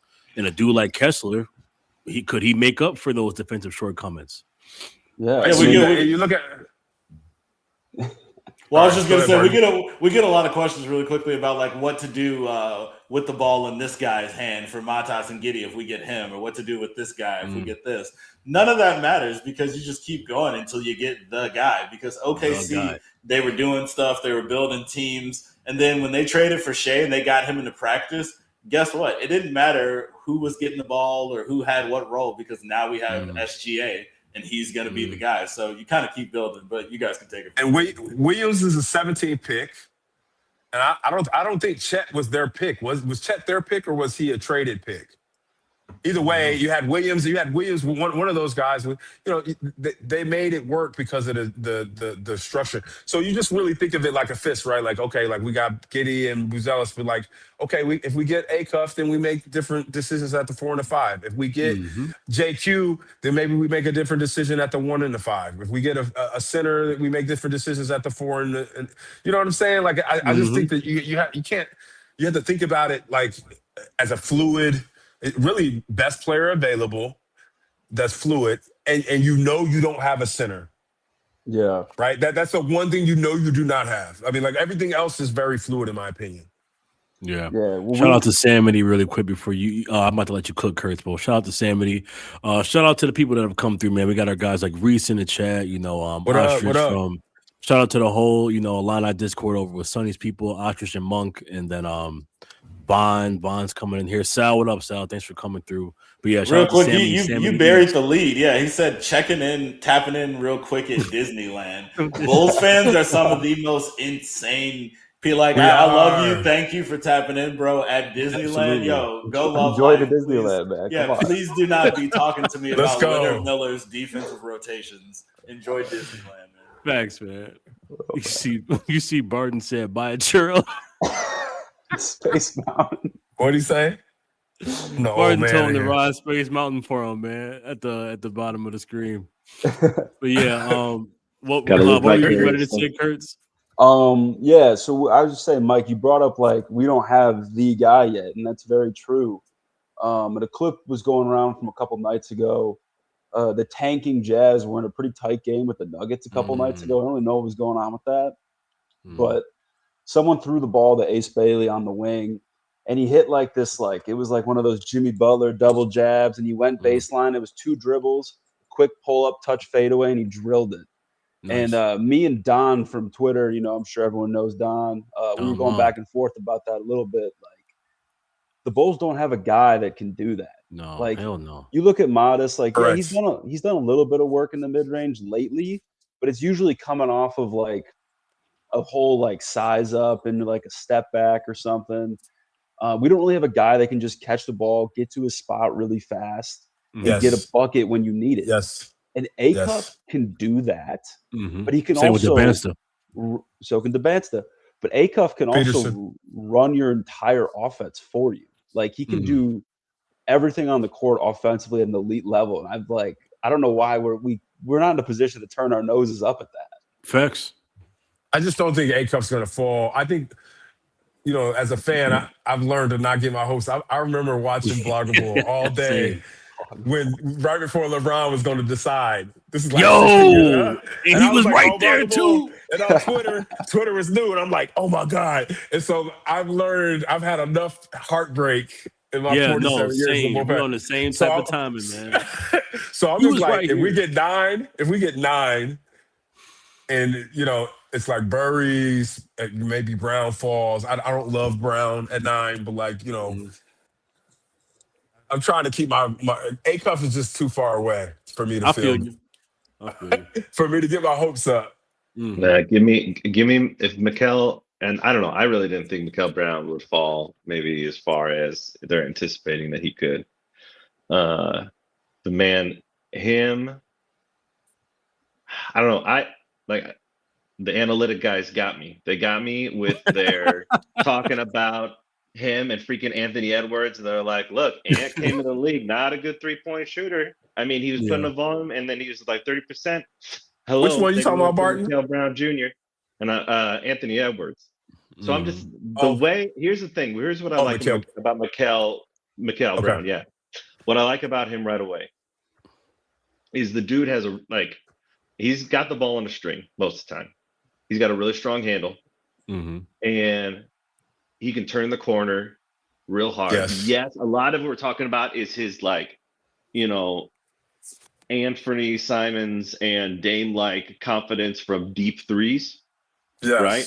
Like there's a lot of that, and that's what pops off. Rational confidence. And your point about Kobe White too, another 6'5" dude, but at least has the length, which again makes me think a little bit more of Anthony Simons in that case. But one thing that they're doing in Louisville that I like a lot is they are running a lot of actions for him, like dribble handoffs and other things to get him involved and get him open shots and to get him turning into the lane, which are all entirely applicable to guard NBA plays that you could put him and use him in. And he's already showing at that level, he understands it. He can play in that. He can do that. Josh can still be your high usage ball handler. You got Trey here too. Mikal, I think, has already showed that he could play off ball. And then I just like the potential of a future point guard who's 6'5", has that kind of length. Also, who, I think you get him in the gym with some NBA trainers and just get that base a little stronger. Yeah. Like the shot looks good. I think he just, like a ton of guys at that level, they just don't have the platform to put it up all the time. Yeah, it's really good. That's very true. So I don't know. Mikal is kind of like Burries is winning me over, just because he is kind of that do everything dude and has showed at least enough offense to be like, okay, that's cool. And he's a sneaky, I think you mentioned it earlier, Joe. He's a sneaky good rebounder. Yes. I don't know what it was, and I just kept watching him. And Burries has another rebound, and Burries has another rebound, and I was just like, "Dang, dude! You and Giddey together, it would be absolutely ridiculous because if he's on the Bulls, all of our rebounding would be from our guard play." Thanks, man. But yeah, either of them, Burries and Mikal, that's kind of my thought is somebody jumps up for a Ment because we need a wing, we don't need a guard, we can't do that because I mean. Teams are going to make that decision going through yes, best player available, who do we want to develop, but also okay, for this team, who do we want to develop? Who makes sense here? Who do we actually have the opportunity for them to develop? Just given the roster and what we want to do. So I don't know. I just don't think if we're at 9 or 10, 9 feels a lot better, but I just don't see a world which Mikal or Burries isn't there. I don't know. So FYI, guys. I think the lowest with Michael, you can check me if I'm wrong. I think the lowest we can fall is 11. There's still a small chance, like less than 20%, but it's still there. Yeah, I so I believe think so. I know they're like locked in to 9 for the most part, but I was trying to double check now. Yeah, I believe they can't fall any lower than 11. Yeah. Mm-hmm. So, if we fall to 11, just don't get Flemings, and like I'll smile and grin and bear it with a mint and just hope for the best. You know what I'm saying? I think if you got a mint and then you got Miller, Buzelis, and a Singay, like that's super interesting to me. 3, Yeah, that's true. 4, 5, small ball 5. Toronto like roster, right? But what about Wagler? I really like Wagler. I think his what they say? That's AD down there. Shout out to AD. He said a lot of goats on the panel. He gave a shout out to Samity.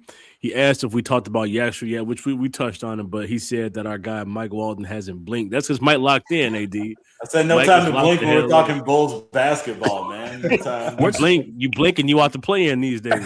It's March. It's March Madness right now. No sleep. That's right. Yeah, Wagler. I was actually just gonna bring up Wagler, so you're definitely not about to see me blink now. But Wagler is a guy who, again, he's modern basketball. He is one of my favorite prospects. I've said that on Twitter.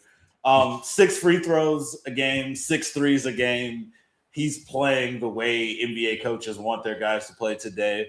My big thing with him is he is really crafty and great in the pick and roll. I think he's ideal for Billy Donovan if you're keeping him as the head coach, because assuming he's going to be a starter, you got Wagler, you got Giddey, you got Buzelis, you got 3 guys who can really create a lot of offense out of the pick and roll. So you can buy yourself a lot of defense and rebounding with those other 2 spots on the floor, as long as those guys can set a decent screen or bring something to the table offensively.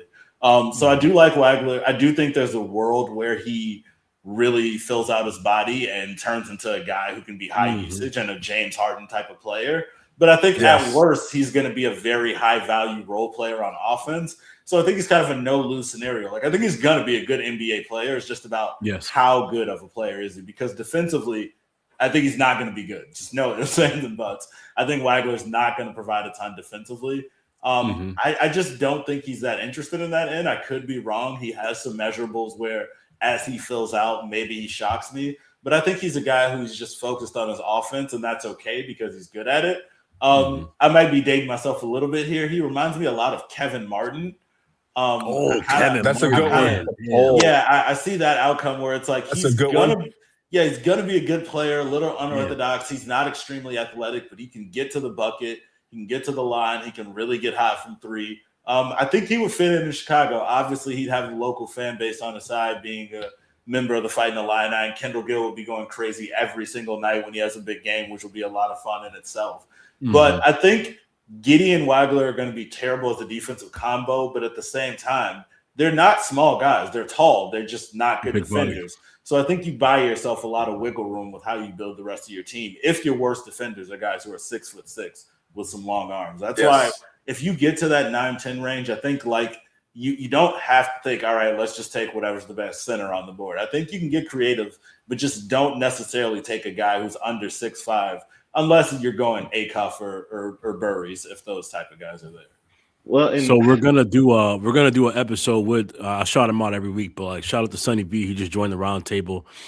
He covers the Illini, and we had some of the people in here, Ostrich, earlier, but shout out to their Discord. But speaking about Wagler, I've been loving what I've been seeing from the past couple games, man. He to me, like, his skill set, you come right into the league and you already have an NBA ready skill set with the shooting touch, like off the bat, and he makes good decisions. I've been loving what I've been seeing from him there.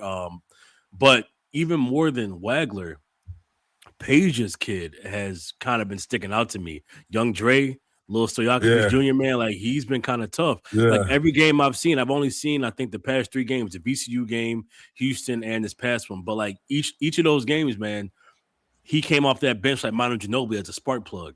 And Illinois be having rough starts, slow starts. They couldn't match Houston's physicality. And then as soon as Dre came in, like, the whole offensive flow changes. He's scrappy.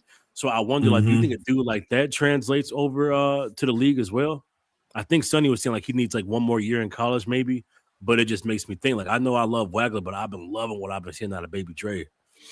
I don't think he needs the money. If I were him, I would stay because I do think that he's a first round pick if he stays. I think if he stays, right. Shit. That's what we're talking about, right? Yeah, yep. Baby Dre. Yeah, I think he ends up doing a little bit of a yaxle, right? And here's why: he averaged 18 points at Cal last year. He played at Stanford. He played at Cal. He played at Illinois. Stayed at the same place for another year. You know, he could be a pick in the 20s. I mean, he's just not a good defender, but he's a gravity guy. He's like a Duncan Robinson or Kevin Herter. You know, he's a guy who can play the wing and is a competent basketball player. He can play in a rotation that wins a championship or contends.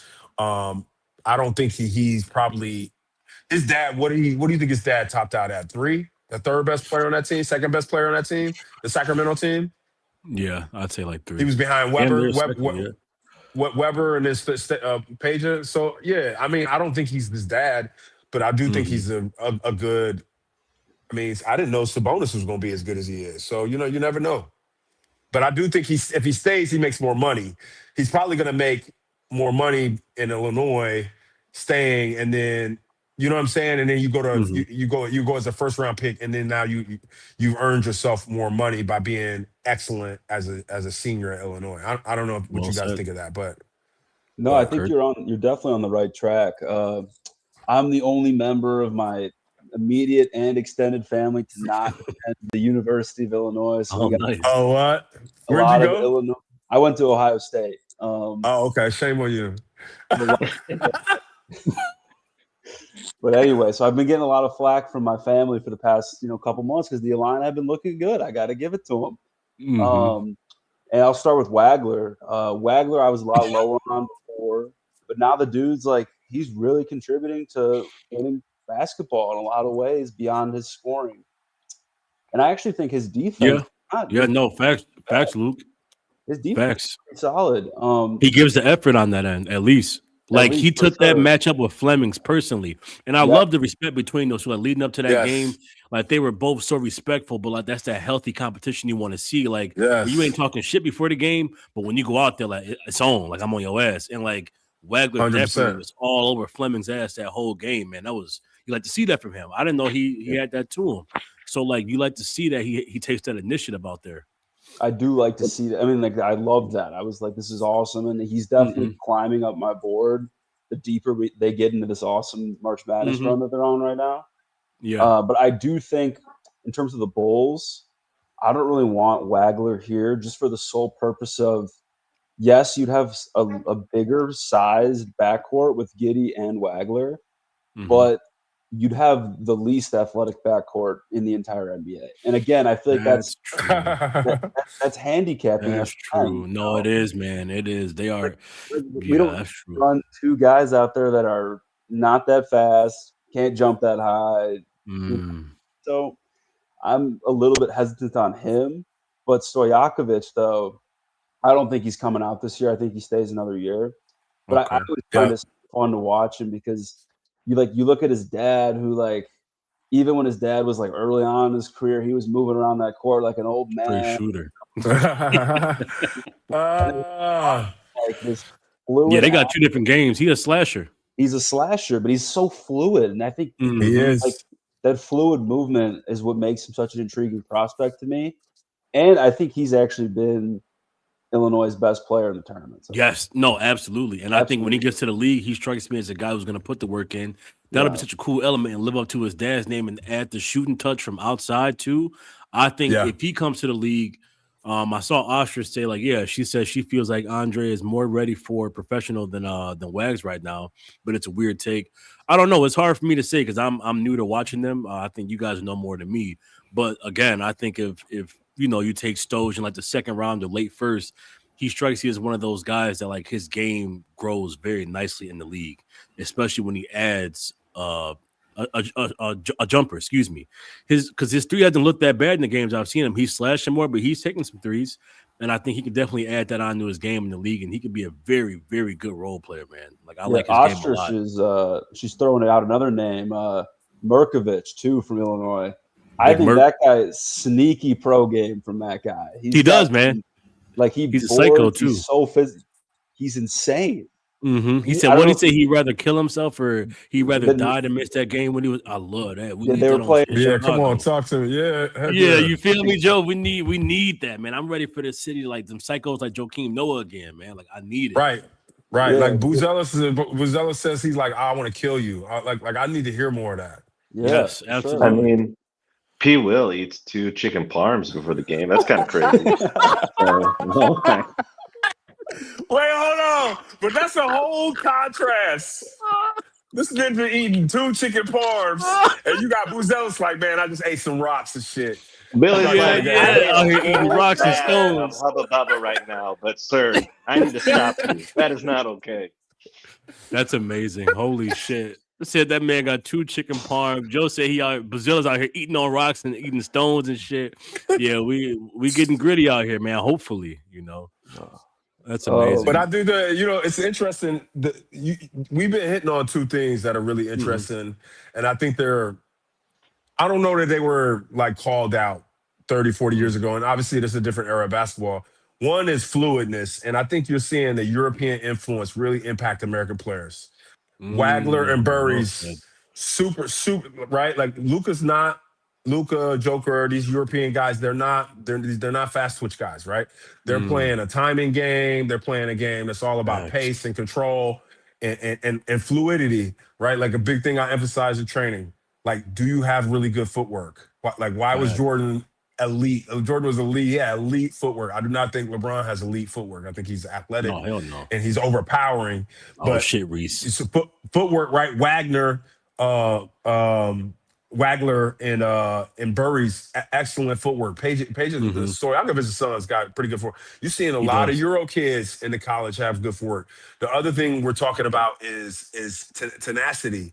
And I think that we don't have a lot of tenacity on a team in a way that I think, which back to Acuff, to me, Acuff, he got some fuck you in this game. And I think that's important. You need that. We don't need that. Right? Like, and I'm not talking about Dillingham, like I gotta like he's gonna back it up.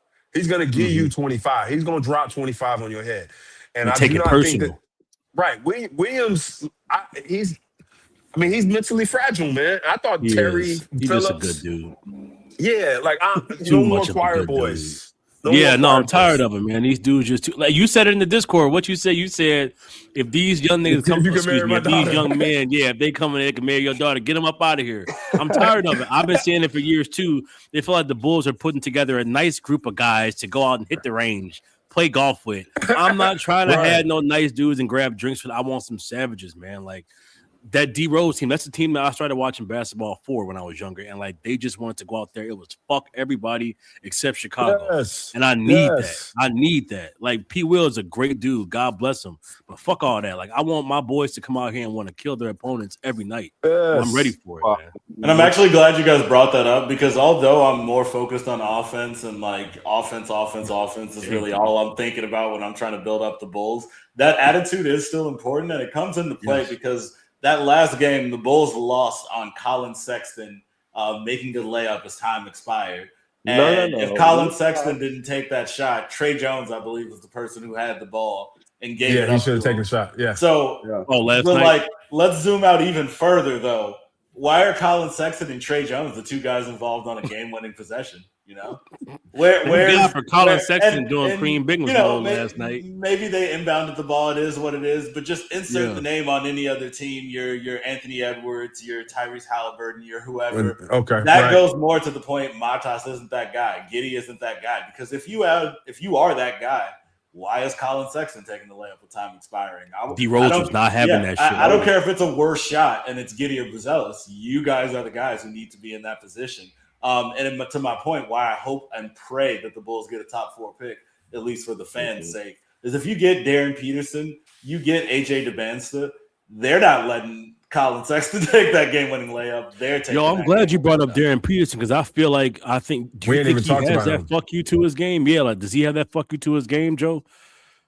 I'm trying to gauge that from him. He strikes me, and again, showing my age, like Gilbert Arenas was taken in the second round, and it ended up being the best player out of all the Arizona players that won like those Arizona teams in early 2000s, late 90s. Like he was really the best one. And I mean, he put up 32 a couple times as an average. So he reminds me of Gilbert. He can shoot. I think Peterson has to go to the right situation. Yes. Peterson goes to the Pacers. I think he ends up being excellent. He ends up being an excellent player. Peterson goes to the Kings. He could be Marvin Bagley, right? So right. So I don't think Peterson can just go anywhere. I don't think that's true for everybody. I think Boozer could go anywhere. I think Boozer could go anywhere and be good. I think as long as he's not, people aren't trying to have him do too much. But I think Boozer, his floor, he might have the best floor in the entire draft. He might have the highest floor in the entire draft.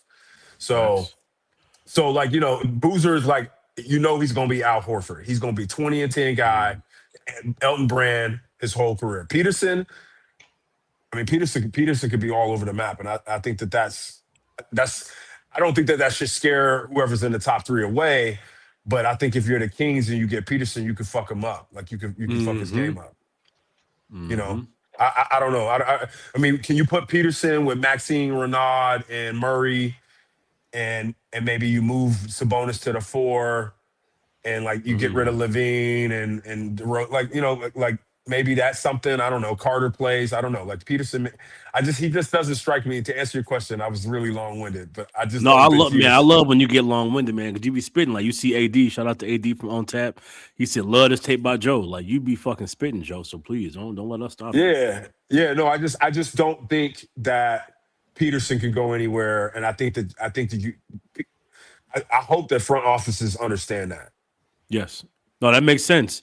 It makes sense. Like it's a high risk, high reward, but it's also you're in control of that risk. Like where he goes makes him high risk, high reward. Whereas a guy like Boozer, I don't want to call him a safe pick, but the fundamentals are undeniable. Like you could put him anywhere and he's going to do his damn thing. And the floor, like you said, the highest floor there. So I get it. It makes sense. I think the reason I like Peterson, and it's kind of to Joe's point, it does very much depend on where he goes, but I think he reminds me of, it's a weird comparison, but he kind of reminds me of like Zach LaVine with Anthony Edwards' talent level. Like basketball is kind of just a job to him, but at the same time, his job is to be the star of the team. Like he's not going to make a big fuss about it, but I think wherever Darren Peterson goes, he's like, I'm going to be middle of the email, the promotional emails. I'm going to be on the billboard. I'm not talking to my agent about it. I just know I expect it when I get there. And if he goes to a place where you have, let's just say, Sabonis, Zach LaVine, and DeMar DeRozan, then they're like, nah, you might have to wait to be, on the billboard. Then I think Darren Peterson's agent is having a couple phone calls, and now we got a whole Darren Peterson is hurt to start training camp story. Then you got that. Then you got that side of Darren Peterson, which I think does exist. Now he lands in Chicago. He doesn't have the personality where he's trying to be anybody's friend, which would be a little weird in Chicago. Literally, he said he's a loner. Antisocial loner. And considering Gideon Buzelis, I think it's a little weird on that front. But I think at the same time, the Bulls don't have a personality that's going to say, Darren can't come in here and take all these shots. But I think that's a good thing because they're just supportive, good, wannabe friends basketball players. Power of friendship as Bulls, and you man. need that guy who isn't trying to be everybody's friend. As the 90s Bulls and a lot of documentaries and books will show you, it's okay for your team to have a central force, an engine of the offense of the team who's a little bit of a asshole for lack of a better word. So I think Peterson will scare a lot of teams off, but I think Chicago is in a perfect spot, unlike a lot of these teams, to bring in that kind of personality. Same with AJ DeBanza, just in a little bit of a different light, I would say. That's a great name by AD right here with Caleb Wilson. No, do your thing, Brums. I was just shouting out him saying Caleb Wilson, but do your thing, Brums. Barton. No, and I wonder, because like one of the things Peterson came in with was his passing. And like we just haven't really seen that in college. So, to your point of like him landing in the right spot, like I think that goes for like most players, right? But him landing in the right spot being so important. I don't even know if Kansas necessarily used him to, it was weird. It was kind of just, it was a little bit almost like the AJ method of like, you get buckets or we're not going to win. So it's on you, man. And like, there's a lot of top players that kind of sit in that seat. Like, I get it, not everybody's Duke, but yeah, I mean, I wonder how he would do in Chicago when so much emphasis on like driving kicks and just the fast breaks and the playmaking there. Like, I wonder if we could see a little bit more, because I mean, he definitely flashed even in college. He still would create. His assists are being created not necessarily out of a system, but just off of what he can do. A lot of kind of like what A-Cuff gets into, where it's just he's just making things happen. So, I mean, I don't know. I think something like that in Chicago, like, almost really could fit and be a good spot. Like, now, what else you put around him? And here's the thing: this is my thought on Giddey. Always is Giddey just makes guys' lives easier. Like, that's it. And that was the reason I was always cool with Vooch. And I was fine with even Kobe here, because it just takes the pressure. It took the pressure off of Modest. Modest didn't have to come out the gate being even where he like doing what he's having to do right now and carry the load. Because like, I think right after the trade deadline, we saw, I think, the limitations many people knew and recognized Modest had, just kind of running into a brick wall a little bit. And it took him a little while to kind of figure out, okay, how am I going to get to the bucket now when, people aren't worried about Kobe, or people aren't worried about a drop off to Vooch or pick and pop in a short roll from Vooch. It just made a lot of things easier for because he's just not that high up on the priority list. So I do think just Giddey's playmaking and his elevated play, like, I know he's got other, he's got his shortcomings, like, no doubt, but he's also 23 years old. Every player does. Right? He's 23. Thank you. He's 23. I mean, there you go. Talk about Yaxel. Like, all right, put Josh Giddey. He would be a rookie in the 80s. Damn. There we go. Grown man's league back then, huh, man? Like, for real though. He would have been a rookie. Put Josh Giddey on UConn right now. Like, he's just he tear it up. But like, so I mean, I think Josh just makes a lot of guys easier. The style of play, Billy Ball, is an accessible type of play, right? Yes. Most NBA players have the coordination. They may not have the handle to do a lot of half courts, but they have the coordination to run in the fast breaks, full court, to be able to, take, just get to the bucket when everything's kind of chaotic. Like, it works to kind of the skill level a lot of guys are coming into the league at. So I don't know. I think DP would probably, I mean, but we got to get a top 4 pick. So I think if he came to your point, like, when we talk about Billy, because we don't even know if he'll be here next year. But if he is, like when you were saying, like, he fits the drive and kick mode, and like, this is big coming from me because you've been the one schooling me, you and Mark. Y'all know how the hell I feel about that damn mid-range situation. And we know we've been opposite sides, but you and Mark put it very well, and I hadn't thought of it this way. It was that Billy, we just went from DeMar taking over the mid-range game. So it was more so he's not against the mid-range. It's who's shooting the mid-range on my team. Now, I'm still on the side that, like, I think everybody should be given the chance to shoot it and grow their game. But I understand why. Yeah. And I think that, but if you get a dude like Darren Peterson or even AJ DeBanza, Billy will let them work in the mid-range. Why? Because they have the capacity to. So I think if they got drafted here, it would play to their strength. Like, and I think you got to even look back to like Giddey's game, or not get to Modest's game in Ignite. Like, a lot of his mid-range was on that turnaround kind of Dirk one-legger, one-footed. He did a lot of that, and like, that's there. But like, what his mid-range, because even I think it was Billy, a lot of it, like, you get an open, uncontested mid-range, sure, go for it. Take that shot. And like, I think we've seen that a little bit more even since the deadline. Thank God. We've seen a couple, just short rolls we're pulling up from, that little Vooch 17, 18 footer. Yes. So like, we're seeing a little bit more of those, but like a guy like AJ, a guy like Darren, they have that capacity to create that space. Like, I think it was the Celtics game where Pritchard was just like annihilating us in the middle of the lane, like just driving, step back. I couldn't believe it. I don't know how many times they hit that in a row. All of known huh? Just again and again and again and again. And I was like, we don't, like, Modest isn't doing that. Giddey's not doing that. That's a good point. Like, and there's not a single guy on the team. Like, maybe you could see like Sexton pulling into something, or even Ant when he was, not injured. Like, there's really nobody on the team that does that. So like, who are you asking? Like, what you're going to get if you tell Miles to shoot mid range is that turnaround one-legged jumper.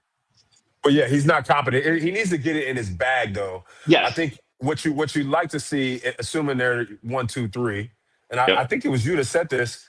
Your top 3 players can hit a mid-range shot. Assuming that they're your 2 and your 3, they need to have that in their bag. I think the other part of this is your 1. You're assuming your 1 can be very efficient, right? Like in the mid-range, because it is. There's a thing in the military in the Army called the combined arms effect, right? And it's like. Nice. Infantry, your light fighters, right? They fight face to face, and then you have artillery, right? And tanks, and they fight from far away, and then you have planes and helicopters, right? So you have these different levels of attack. So when you think about the art of war or combat or conflict, you want to be able to hit at the rim, 15 feet, a free throw, and 3-pointers, and so like. You want your stats to have some balance. And right now we're out of balance because we're either only at the rim or at the 3-point line. And that's not that's living in the extremes. And somebody asked about Caleb Wilson. I'm gonna tell you what, Caleb Wilson could mess around and be the best player in the draft. Talk that talk, Joe. Talk that talk. Caleb Wilson. Caleb Wilson got bag. That's Kurt's boy right he there. Got bag. He got Anthony Davis bag. He's got athleticism, and he plays angry. He don't play that like you know how Anthony Davis always smiling like yeah, like, man, big ass eyebrows. Yeah, no, like yeah. like I want Modest to be like talking shit to Luka. Yeah. Right, it's not funny. No, he's pissed all year, man. You seen him before the Duke game. We were all in the Discord going crazy because that was Kurtz. Kurtz was the one that put me on Caleb Wilson. So like we feeling like Kurtz cook up, but like before that game. We talked about how Caleb Wilson literally said he keep track of shit all year. He puts matchups on. Man, before the game, his whole team all looking around, they playing. Caleb was locked in, eyes wide as hell before the game in the tunnel, ready to fuck Boozer up, and he did too. And what I loved about Caleb was on defense. When his teammates made defensive plays, that's what get Caleb Wilson hype. Again, it's like a Joakim Noah, that defensive there you go. There you go. Now he falls over here because of his injury. Hey. He falls because of injury. Hey, now you talk about what you want a meant to be. What you want a meant to be. That's what you can get. Caleb Wilson and Buzelis and Giddey, and you could start Jones, and then go get you Walker Kessler. You're in the playoffs. I'm telling you, getting Caleb Wilson with Walker Kessler, I lose my damn mind, man. I lose my mind. Number 1 on the Bulls big board should absolutely be Caleb Wilson. Like. A lot of reasons for it. Really? I think so. They get number 1. I'm taking Caleb Wilson if I'm the Bulls. Wow. Yeah. Okay, we're getting spicy. Let's go, baby. He will be the best defensive player. That would be a hot ass take. He will be the best defensive player in the class. I will guarantee that. It's up there. The Bulls need a guy that can be a game changer on that end. Yes. I know, Mike, before you get started on this offense thing, man, just walk with me here. Mike D'Antoni. But, so we got to get the defensive game changer, right? Defensive game changer, Caleb Wilson, check that box. He's a genuine 4. He's a legit 4. Yes. Modest slides to the 3. Jaren Jackson or something like that. We're happy with that 3-4, right? Modest at the 3, Caleb Wilson at the 4. Oh, hell yeah. Let's go through the season really quick, just so you guys – I'll have to remind people he hasn't played in a minute. Talk to us, Kurtz. UNC opened up their season with an exhibition game against AJ DeBansta and BYU. UNC won that game. Caleb Wilson outplayed AJ DeBansta. He wants the smoke. Couple weeks later, Kansas comes into town. UNC versus Kansas. Caleb Wilson versus Darren Peterson. UNC wins the game. Caleb Wilson outplayed Darren Peterson. Damn. We work our way into, what was it, late January. It's the UNC Duke game. What happens? Duke comes into town. Caleb Boozer and Duke get out to a big lead. Caleb Wilson puts the team on his back and hits the toughest stretch of shots you've ever seen. Wills his team to a win over Duke. So you're telling me that the guy who his team is not better than I wouldn't say UNC is a better team than BYU, Kansas, or Duke this year. They were around the same as probably BYU. But you're telling me the guy who played all three of those other dudes and outplayed each one of those dudes in those matchups, you're telling me you don't think like that's the dude I want. I don't care about like AJ's cool. I'd love AJ. I'd love Peterson. I'm Boozer. Boozer's just, if we land at 4 and he's there, I'll take Boozer.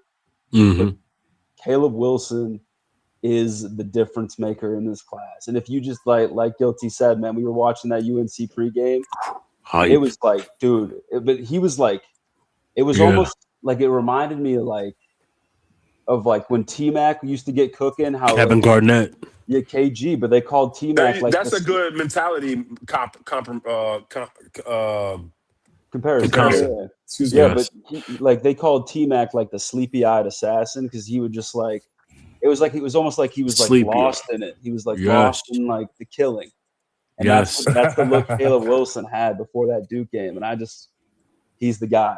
If we can get anybody in this class, I want Caleb Wilson. So I'm about to let you cook. I'm about to let you cook, Pepper. Just wanted to give a shout out to Stop. So they came in from the Talk Illini Discord. I'm telling y'all, if y'all not in the Talk Illini Discord and you a college basketball fan, you tripping. So shout out to Sonny, shout out to Stop and Ostrich. What up? And while I'm at it, shout out to our guys. Well, y'all don't know him, but Hoodie and Fetigator and my guy KL. A lot of them dudes. But yeah, go ahead, cook for us, Pep. So, and I want to hear, Bart, I want to hear your thoughts on this. We've been talking about two things: fluidity, footwork. What kind of footwork do you have? You watch Wilson's game. His foot, and again, Amit doesn't have that kind of footwork. A similar size, similar frame. We talk about tenacity. We don't have a guy that's tenacious. So and it's sort of like, the dogs will. Pippen needed Jordan because Pippen was really elite. He was a really elite prospect. He had all the tools, and he played like he was a fighter. But he wasn't gonna fight without a guy like Jordan, without a narcissist next to him. He needed, he needed a hype man. So Buzelis and Wilson and Giddey, that trio can bring out a lot of goodness in his. And now you can go back to it, Jones. Yes. Okay. Now you can bring Noah, and he can play. He can come in for either Wilson. He can come in for either. And you got Miller. I mean, think about that: Wilson, Buzelis, Miller, Noah. Your 3-4s off the bench. I mean, think about that. Giddey surrounded. Man. Yeah, Giddey surrounded by some hounds. Oh my God! Hounds. Who was talking about the Toronto earlier?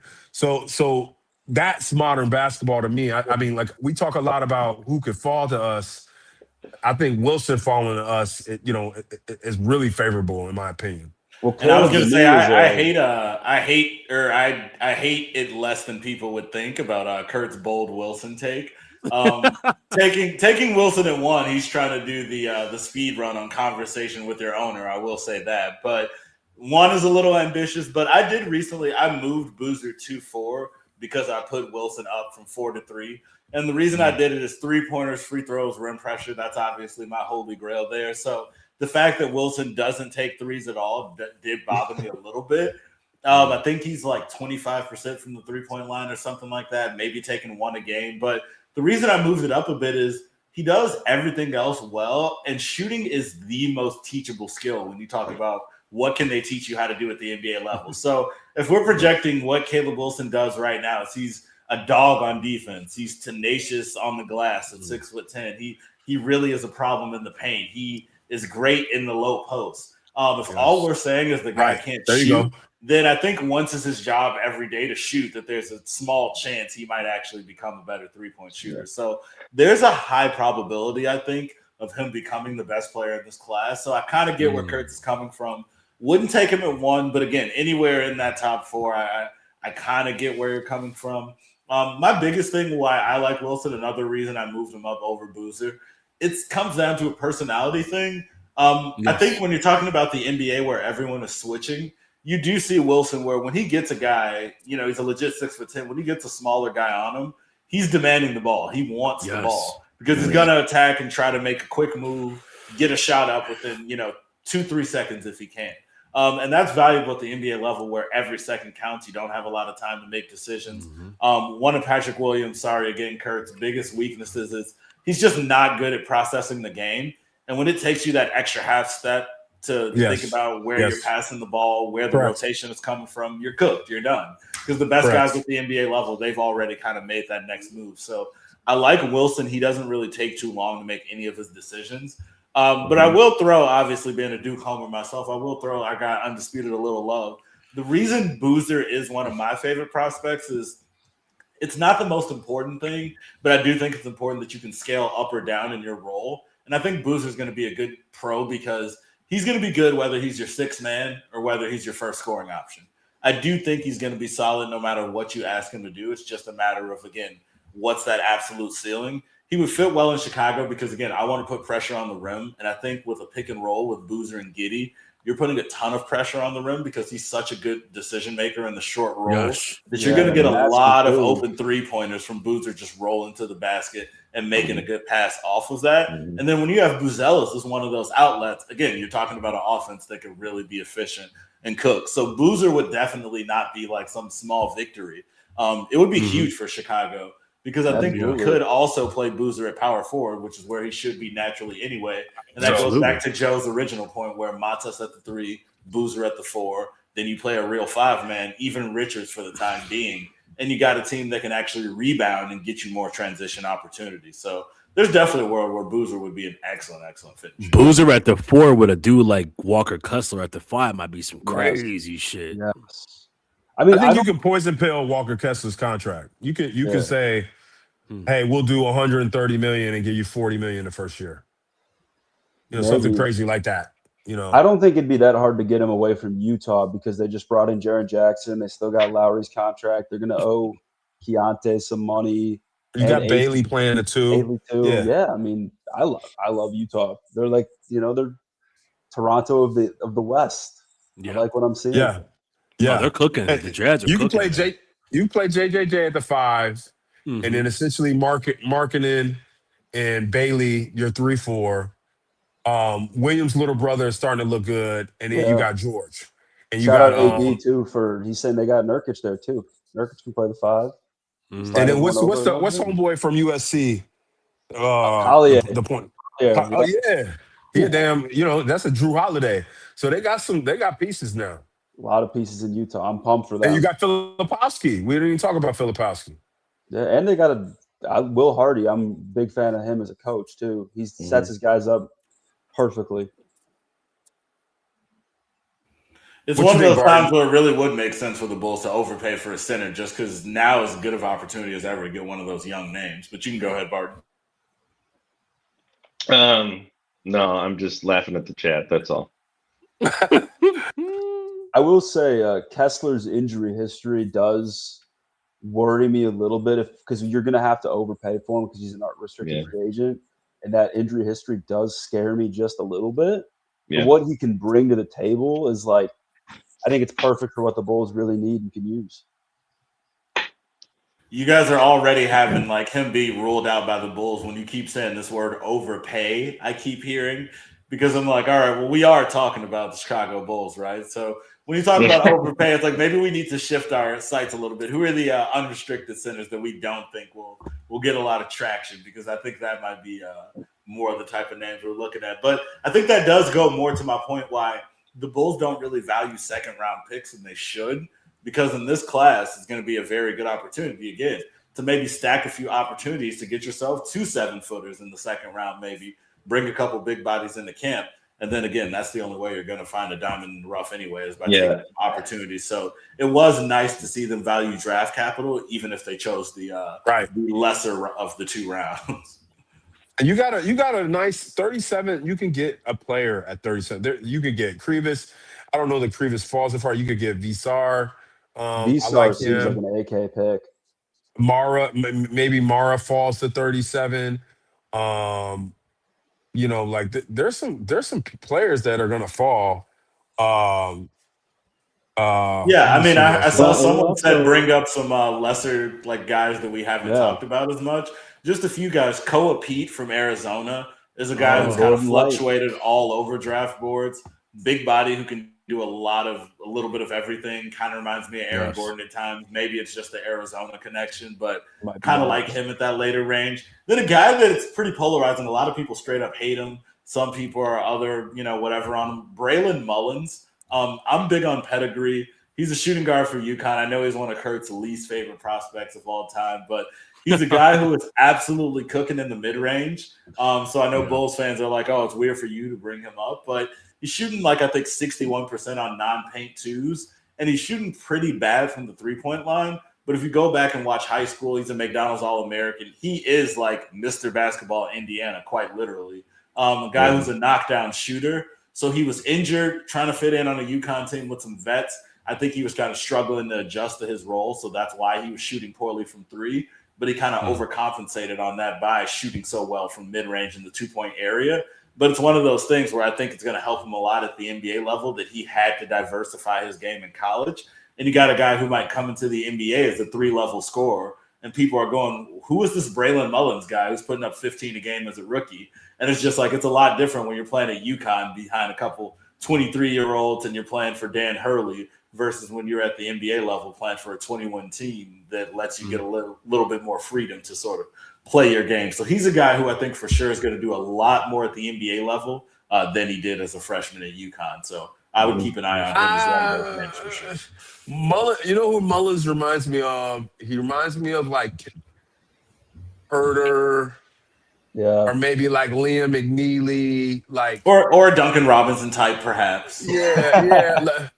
And I don't even mean to stereotype. However you want to use James Johnson, whatever. Like that guy that's like a three-point shooting guy that I just don't. So it's interesting. Like there are guys that I don't want them to reach for at 9, 10, and 11. So like for instance, like I love Lindenborg. I don't want them to go. I would not want them to go after Lindenborg at 9, 10, or 11. Like not for us. I would be happy to see Lindenborg turn into Elton Brand or, Al Horford or whatever. But like, I think that there are better players. And Mullins to me, I think that Mullins is not. His playmaking isn't great in my opinion. And I think that that's going to be a challenge for him at the next level, just because he's not super fluid with the ball and getting loose. So then he ends up turning into a 3-point shooter, and then that's not really. I don't. It's an interesting thought. Do we prioritize a guy that's a shooter with the 11th pick? That's just a shooter. Joe, you brought up that late second round or the early second, right? Pick the 37 30s pick. Yeah, I mean, I think that's where we could possibly slide in and grab like one of the big men you mentioned. One of the guys that I've been thinking about, just because we're talking about some sleepers, is Flory Badunga from Kansas. Mm-hmm. Like, if we want that like defensive, high motor, bouncy rim runner, like that guy's pretty cool. He's kind of Sean Kemp like a little bit, you know. Mm-hmm. Yeah, I like him. No, I mean you got. Go ahead. I'm sorry, Bert. Go. No, you're good. I mean, yeah, you mentioned Vsauce earlier, but you got Ruben Chinyelu, out of Florida as well. Like I imagine. I mean, I don't know. The Pels seem to be trying to string a few here together. They got nothing else to lose. Like I don't know. There's some big names, and yeah, I mean, we got 2 picks right now. I gotta imagine that AK plans on using one of them at the very least. In a worst case scenario, he's converting a couple guys into 2 ways. But I don't know. It depends on where, because we're getting into the season now where guys are going to start declaring.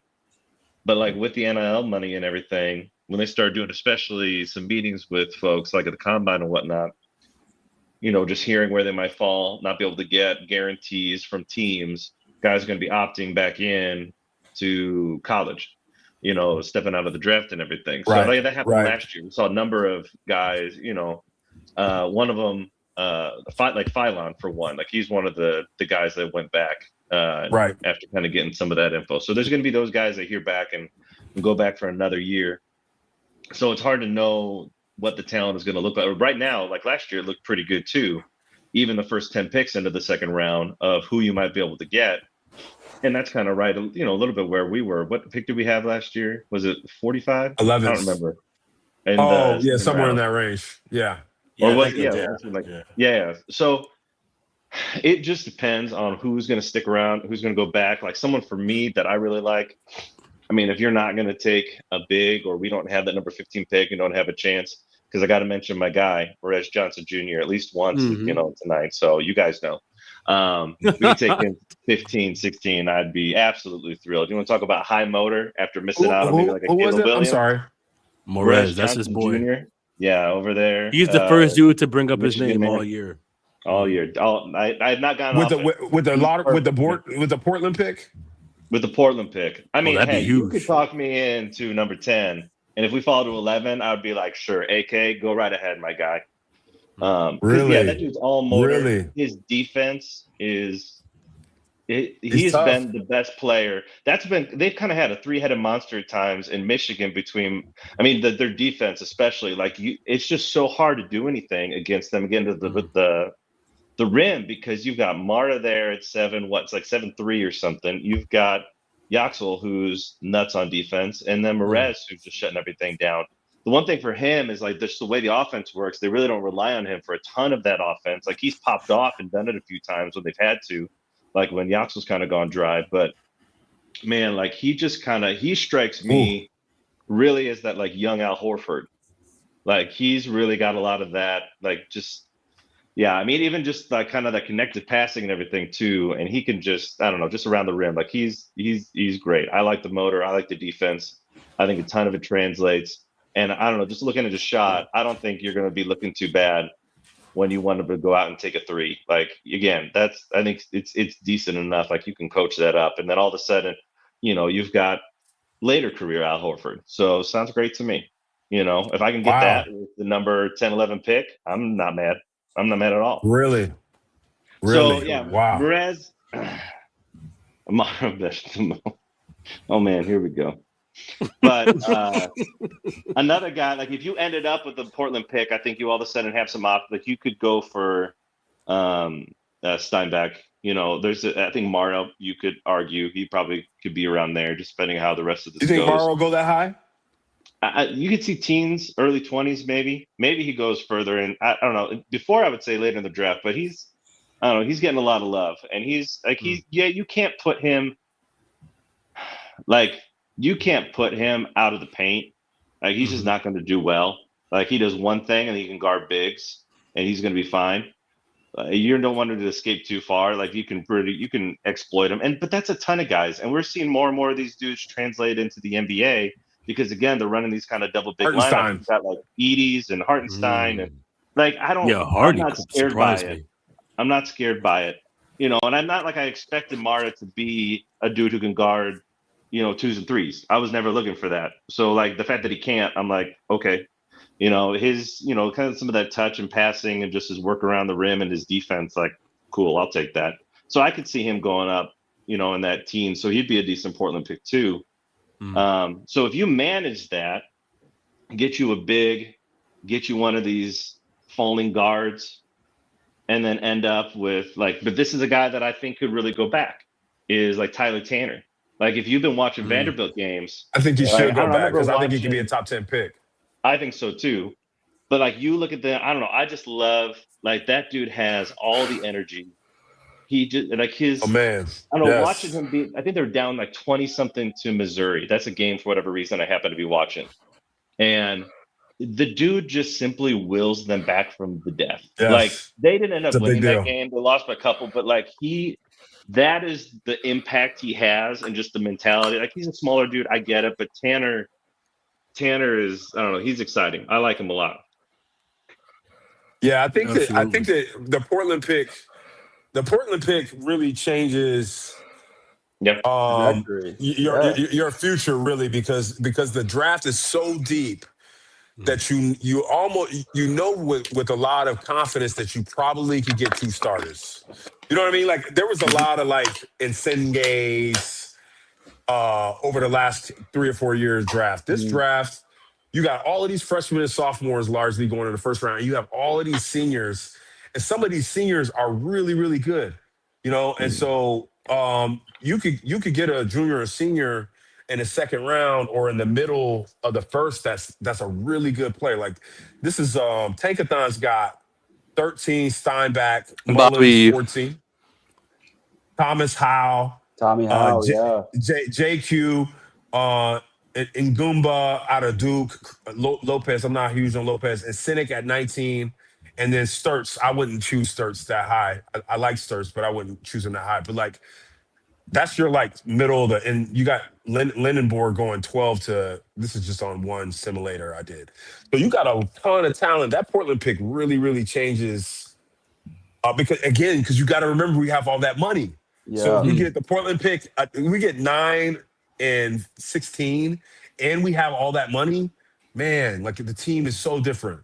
Changes really fast. And I think, Chris Sanak, if he's sitting there at 15 or 16, I'm glad Joe mentioned the Tankathon, because if you go to their mock draft at 42, very random shout out, but Terrace Reed Jr., senior, he's the center for UConn. Randomly watching him in the tournament reminded me of Andrew Bynum randomly at times. Just very physical. He's a guy who can really mix it up inside. I think those are the type of guys the Bulls need to be taking swings on in the second round. Just older players who are physical. You're not waiting for them to grow into their bodies so they can get in there and mix it up. He's kind of Drummond-like a little bit too. And I mean, maybe that's just the UConn thing, but the rebounding and the strength is just. Yeah, I mean, that game against Michigan State, they beat them. They won. He had 20 points, I think 5 rebounds. But what really stood out to me is he had 4 assists to go along with 2 blocks. So for a guy you think of as a big, physical, athletic interior guy to really be dishing the rock, he's someone who would really fit in and benefit from playing in an ecosystem with a Josh Giddey, with the Buzelis, guys who are willing to give up the ball knowing you're going to get it back. Yeah, I want to real quick, guys. Real quick. So we had our boy Alejandro tap in with us. I don't know if you guys saw him in the bottom left, but that's local Bulls fan, man. If y'all know about Bulls on Tap, that's the guy that got me on Tap. So we had Sal come through earlier, and we talked about Justin. This is the dude that put that all together. And I think he's the. Are you a Bull, Cameron Boozer sicko, or you want Caleb Wilson? We're gonna give definitely you the spotlight. Caleb Wilson. I'd be happy with either or, but Caleb, man, the way he dunks, it just looks like Giannis, man. Just like destroying the rim. Yes. Like Boozer's not bad. I don't want to by me hyping up Wilson is not me putting down Boozer. Man, if you could get Wilson, who his 3-point shot isn't really that promising. Well, I'd say it is promising, but it's not right now. What we saw, it's not really there. But his mid-range shows that promise. Like how quickly he is to face up and then just hit. The amount of stuff he does with the limited time he has the ball is what impresses me. Yes, great. His decision making that's great. This decision making in short order. Yeah, no hesitation. That's intuition. His intuition with the ball and his ability to move quickly and make a decision. And I'll train a kid. I'm like, hey, I need you to have certainty right here. Like you know that you're gonna take a jab step, 2 dribbles, and a cross and pull it up. That's what you know you're gonna do. And and if he closes out quick, you're gonna pump fake and do an up and under for a runner. So you build that's Wilson. Wilson's bag is immediate. Like Antoine Jameson, or not Antoine, Anthony Davis. I don't know why I say Antoine Jameson, but he does. He was decent too. Antoine Jameson was decent. He was quick. Yeah. It's not to say Boozer can't do those things, but the other side of Wilson, how he has more authority is where is where that edges out for me. Yes, I'm with you on that for sure. Well, I mean, I think your boy Harris is the best player on UConn tonight. He's got 26 points and pretty much kept UConn in the game. So one thing that's interesting about the tournament is, for instance, with Amit took 12 shots today.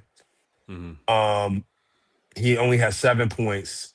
That tells me something about Amit. It sort of proves that's a red. It's not. It doesn't have to be a permanent red flag, but it can be a red flag for the lottery. You know what I'm saying? And some of these guys will show you who they are in the tournament, and you got to sort of believe them. You got to sort of believe them. To that point, too. One of the Bulls' biggest issues over the past couple of years is we often play down to our competition and we lose games to inferior teams. Terrace Reed, in their first round of the tournament, they played Furman. And obviously UConn's a far superior program than Furman is. But they only won the game by 11. But ready for the stat line? You ready for the stat line? 31 points, 27 rebounds, 3 assists. Come on. 12 of 15 from the field, 7 of 9 from the free throw line, 11 offensive rebounds. That's not an accident. That's not an accident. That's a good shout, Mike. That was a good shout. It's not an accident. Yeah, he's the guy where you can't teach mentality and physicality. You kind of just have to have those things. Same with you kind of can't teach the scoring gene with AJ DeBanza, the guy who I have as number one. So there's certain things you can't teach. So if you kind of have those, I think you kind of just got to work around from there. Wait a minute, y'all watching this game? Yeah, got Duke UConn you're talking about? You didn't just see what happened? Yeah, I did just see what happened. I am not a happy camper. That is insane. Wait, is Duke out? I'm not watching the game. Looks like it. Mullins just hit a 3 to put him up. Somebody check on Keldon, man. Oh, fuck. Somebody check on our boy. Matter of fact, Undisputed, I'd see your ass in the comments. How you feeling, gang? Mullins heard me gave him a shout. Oh my God. Stone from Braylon, man. I don't know. Does that move him up? Mullins is better than Boozer. That's what that means. That's what that means. Correct, Barton. Definitively. So move them up your boards, guys. The way I got. I'm putting Boozer down at 14, and Mullins, you're entering the top 4. There we go. Yeah. Here's what it does tell you, man. It's meant to be. Reed plays like this in the Final Four game. UConn goes to the championship game. Reed is the first round pick. He's a top 15 pick. Think about the shift. Mullins becomes certified. Regardless of whether we scout Mullins, he's really the 25th best player in the draft. Both of those guys go up higher. And Caravan. All three of those guys end up bumping up. Caravan's been pretty cool in the tournament, man. Lomo. He's been kind of fun. Good for him, man. Good for him. Getting a good send-off, it seems like. Hopefully, man. They need it. They need it.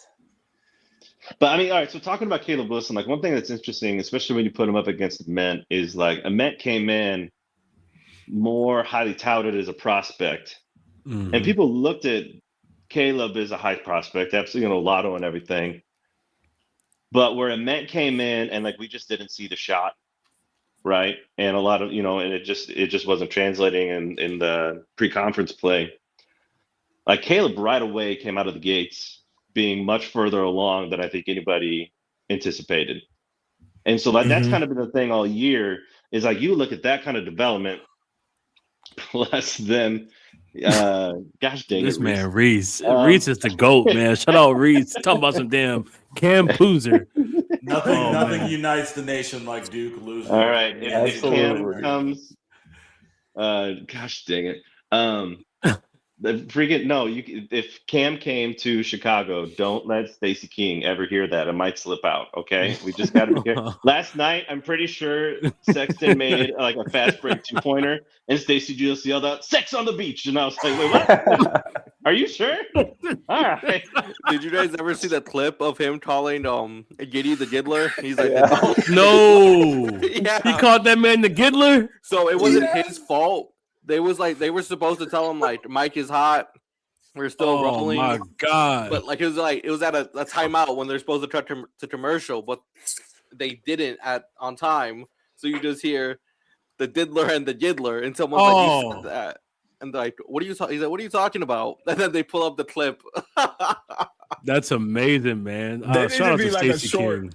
Somebody needs to do a reel of all of like Stacey King's sexual innuendo comments. Yeah, what was that one? He said, "Oh Lord, I'm coming." I said, "What the hell, Stacey?"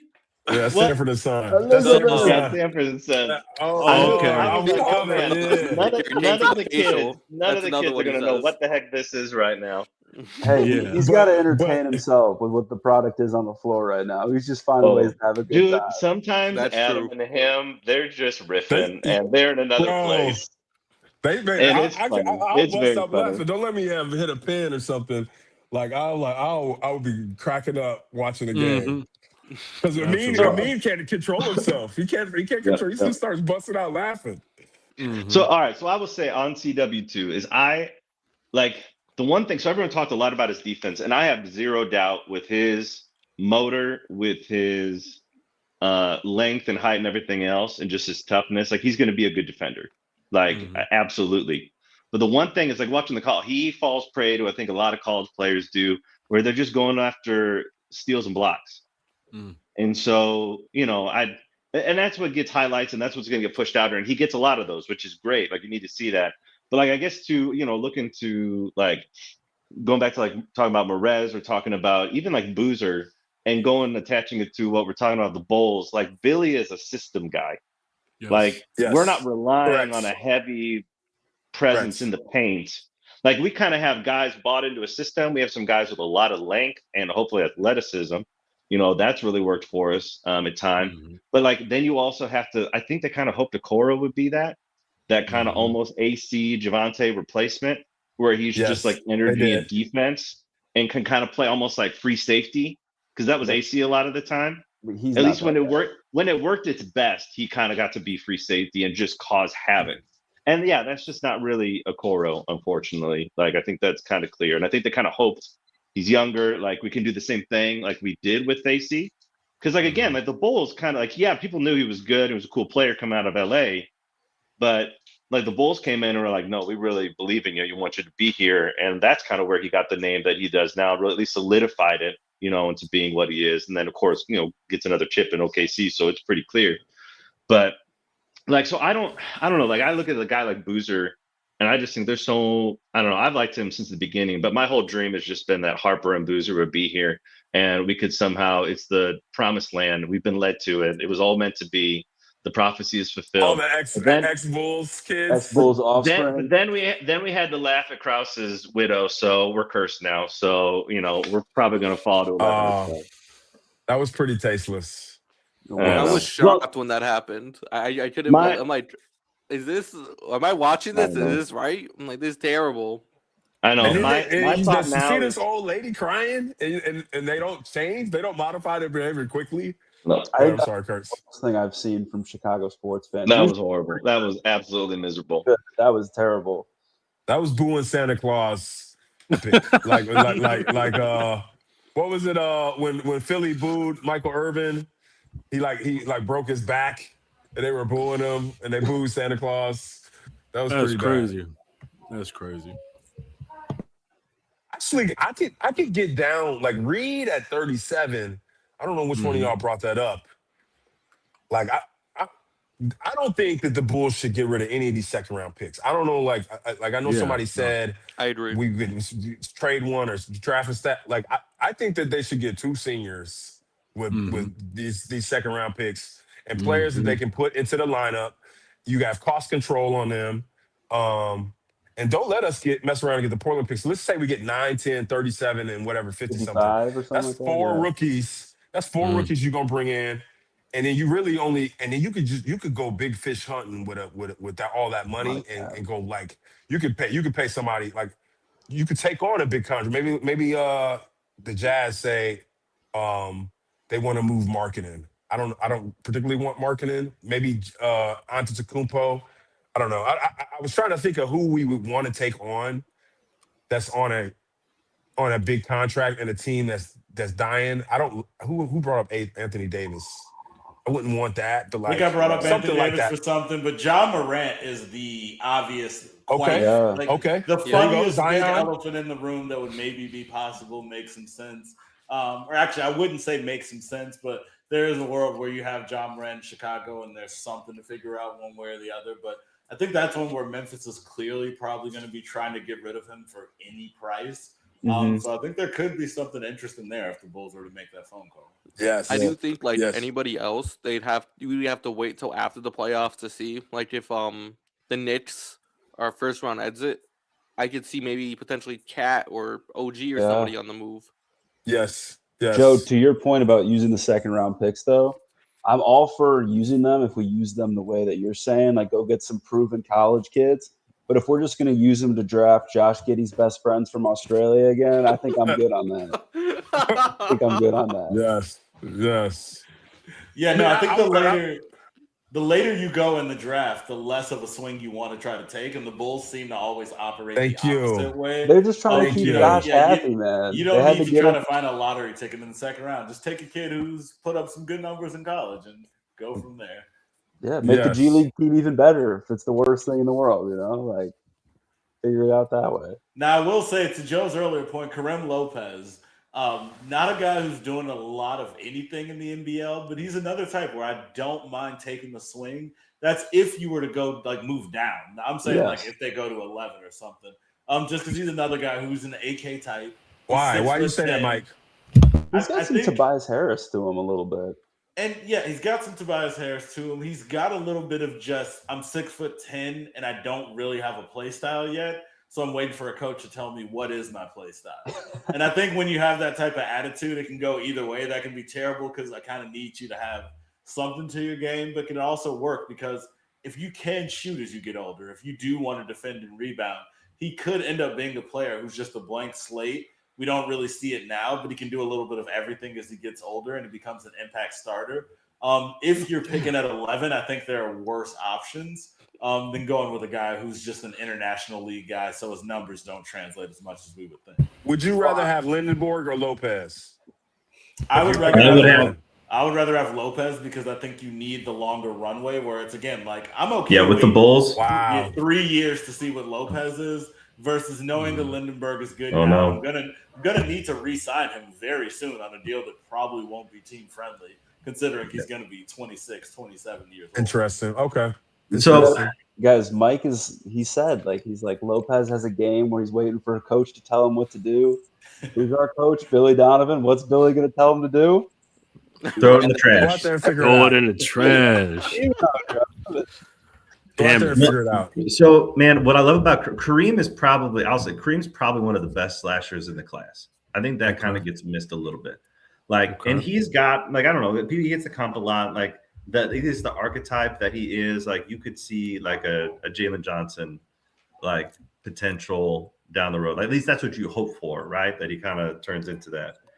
I think he's got enough of an outside shot that it works. And my introduction to Lopez was spending some time watching Cove Pete and then watching him run. And when he puts his head down, a full head of steam, and he gets to the bucket, cool. But when he doesn't and gets stuck and then he makes just really hard mid-range jumpers, that's half of his highlights is just a really hard mid-range jump, which cool, great. But it's not a great shot. And it's probably not one that he's going to be allowed from a lot of coaches to take in the league, just reasonably. So it's okay, how does this translate? Because what you need to do at the league is figure out, okay, you got to get to the rim every time. So what do you have in your bag to do that? What I like when you think about Kareem and Pete up against each other, yes, Pete has much better, he's a much stronger defensive player right now. I think Kareem has the length and height and other things, and he's a bigger body type guy. I think he could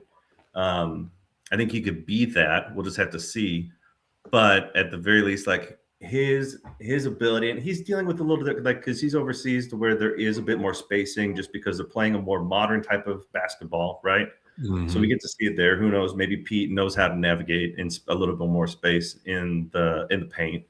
But Kareem already has some counters and other things. His game is not necessarily just blast into the rim. He doesn't have a quick step or anything. But he does at least have enough of a handle that he can navigate the paint and get to the cup. And I don't know. I like a lot of what Lopez can do. I think it translates pretty easily. And I don't think that the three ball is broken by any means at all. I think maybe it's not hitting a crazy volume, but I think it's definitely good enough that you put him in the NBA. It's worth a shot. It's worth a swing if you can end up with maybe with the Portland JJ pick in 3 or 4 years. Or our first if we tell you 11 or we're talking the Portland pick, yeah, I think you start talking about Kareem Lopez at that point. Question. So we got Undisputed crying in the fucking chat like a little baby having a temper tantrum. So I'm gonna give you some attention, Undisputed. Wham. So here you go. So he says that we talking Kareem Lopez and nobody talking about Swain or Carr. Gentlemen, to calm the baby down, to pat the baby, put the baby to sleep. How do we feel about Dalen Swain and Carr? Let me hop in on Swain first. Let me get in this. I'm with let's pat the baby. I think Swain is a great basketball player. He's a junior. He's got some experience at a couple different places. He is one of the best guard defenders in the class, and I like that he's got positional size. He's a good fit next to Josh Giddey because you could go 6'8" point guard, 6'7", 6'8" shooting guard. I'd like that a lot. The 3-point shot needs some work, not super consistent yet, but the actual form itself looks really good. And he's also one of the best one-on-one scorers, and he's very good at getting to the basket. So I think he does a lot of things well that would benefit the Bulls. And I also think he's almost a seamless fit next to Giddey if we were to get that Portland pick later on, or if we fell down the lottery a little bit. Yeah, I think Sway. Go ahead, Joe. No. I think my comp for him is sort of Malik Monk, maybe a taller version of Malik Monk. He's long, maybe Kelly Oubre type. Kelly Oubre, or maybe a more offensive version of Derrick Jones Jr. I've been saying a two-way Karis LeVert. Yeah, like a taller version. So like that ilk, that's still the 6th best player on the team. He's smooth. He's got some RJ Barrett smoothness to his game, but I don't want to say he's boom or bust because he does have a high floor. I just, it just seems to be. Did you say Tobias Harris? Did one of y'all say Tobias Harris? Was that? I said that for Lopez. Yeah, like he's got some of that Tobias Harris, like a 6'9" power forward, Rui Hachimura. So again, this is a guy who could probably be a starter, be a 6th best player in the team. But if you're going to pick him with the top 20 pick, I still think you want to try to get a starter.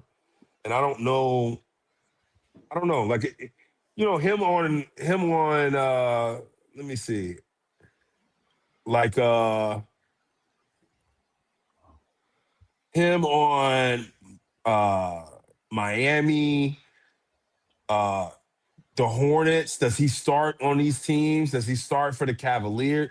Like, he's gonna go in that range. So is he playing over what did he play over in Toronto or maybe Cleveland? In the 20s, he's gonna go to one of these teams. So like you start thinking, okay, so let's look at the worst teams. Could he play on the Pacers? Probably. He definitely could play. He plays the same position as Michael Porter Jr. on Brooklyn. Is he better than, does he have more upside than Porter Jr.? Like, can he play with the Wizards, the Kings? The Kings could use him. He's like a lot like Kyler Murray. I think he's a legit. I think he's more of a 2. I think you're treating him more like a forward, but I think he's like a legit 2 guard. He's a wing. I guess he's more of a wing in my like. I don't see him as necessarily strictly a shooting guard, but like I see him as a wing, a Paul Pierce type. I wish I had the exact tweet pulled up. I know what I liked about Swain, and I'm not big on either of these guys, just because as of now I'm mostly focused on like the top 14. But from what I know of Swain, he is an incredibly talented isolation scorer. If he gets a mismatch one-on-one, Swain does seem like he has a lot to his game where he can get off a shot at the NBA level when he gets a mismatch, which is always going to have you having a skill set that kind of lands you a job somewhere in the league. So I like the Swain can fill it up. I wanted to say we haven't talked about him yet. The thing about Cohen Carr, I know he's a high-energy, super athletic guy who probably is going to project to be a great NBA defender. Will need to learn how to shoot at some point if he really wants to stick around in rotations. But I randomly want to shout out my biggest reason Cohen Carr sticks in my head. I saw a tweet where it was like, which getting dunked on pitcher is the worst that you've seen? And it was Noah Singay. We all know. I don't need to go further than that. And it was Cohen Carr getting obliterated by, I think, Merez Johnson. And I got to be honest, it was worse than a Singay. I couldn't believe it. Like, I'm sure Carr is going to be an excellent NBA pro, but he got one of the worst posterizations I've ever seen as a result of Barton's boy. So I just want to shout that out real quick. He might have been talking about is it Cam Carr from Baylor? He's a different I think he's talking about Cam Carr from Baylor. But he's projected to go a little higher, towards that late teens type of lottery. 20s. Okay, first round type, yeah. Was he talking about? Is that who he's talking about? I think so. And I watched. He says Cam Carr. Yeah. I still like Tonde Yesofu more than I like Cam Carr. Tonde's tough. Tonde's tough, man. That dude. Tonde's tough. Yeah, I like that guy. Now listen, Edgecomb's been a player. Baylor's got Missy's been a player. Mitchell, Davion Mitchell. Yeah, I think he's a good rotation player. I will say this about Carr.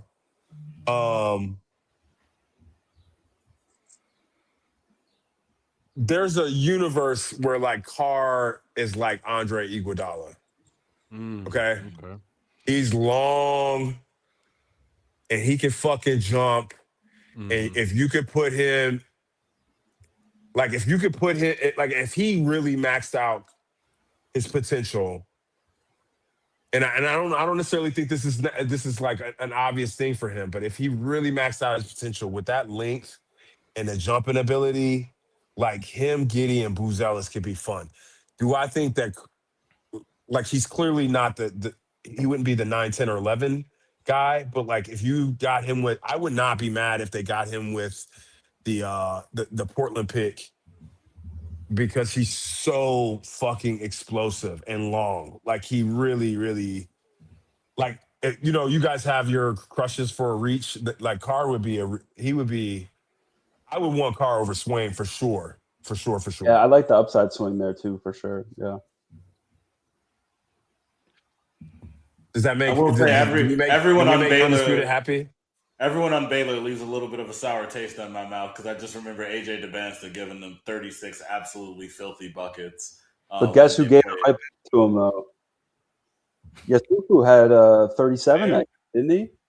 Yeah. Yeah. Man, we've not even barely talked about AJ. I mean, I guess we're just all assuming that the Bulls stay at 9, or 10. That is the healthier way to approach the draft, in my opinion. But we can all dream. I mean, I'll say let's do it. Let's dream. Let's dream for a second. Yeah, let's dream. AJ move in the lane. It is like he's just walking through water. Like it opposes no like resistance to him. Sometimes it feels like. And like watching him, what I love is like where I look at like Phylon just has so many counters in his handle. One of my favorites in the draft class. Like he's awesome. I think a lot of people are sleeping, but like AJ, he's got a strong enough handle. Like he's got counters, but then he's just got the footwork as well. It's just like there's stuff he does that maybe the top 40 guys in the NBA also have. Like he's an elite company with some of the play that he does, like just his patience right now, his footwork, like right now in college, making some of these plays in the paint and whatnot, getting himself to the bucket, like just navigating through defenses where I'm like that. Like, yeah, I think you like he comes to the Bulls, you're just like, you, sir, our number one option, go to town. Like what happens if he is if you get AJ Buzelis plays the 4? I think honestly AJ plays the 4. Like it's kind of no distinction, but I think AJ's guarding the stronger guy most nights. Really? Whoa. Really? You think really? I think AJ's guarding whoever's the bulkier guy. Like Carmelo Anthony type 4, then? Is that what you sort of think of? I think AJ's guarding Jalen Johnson. AJ's guarding Noah.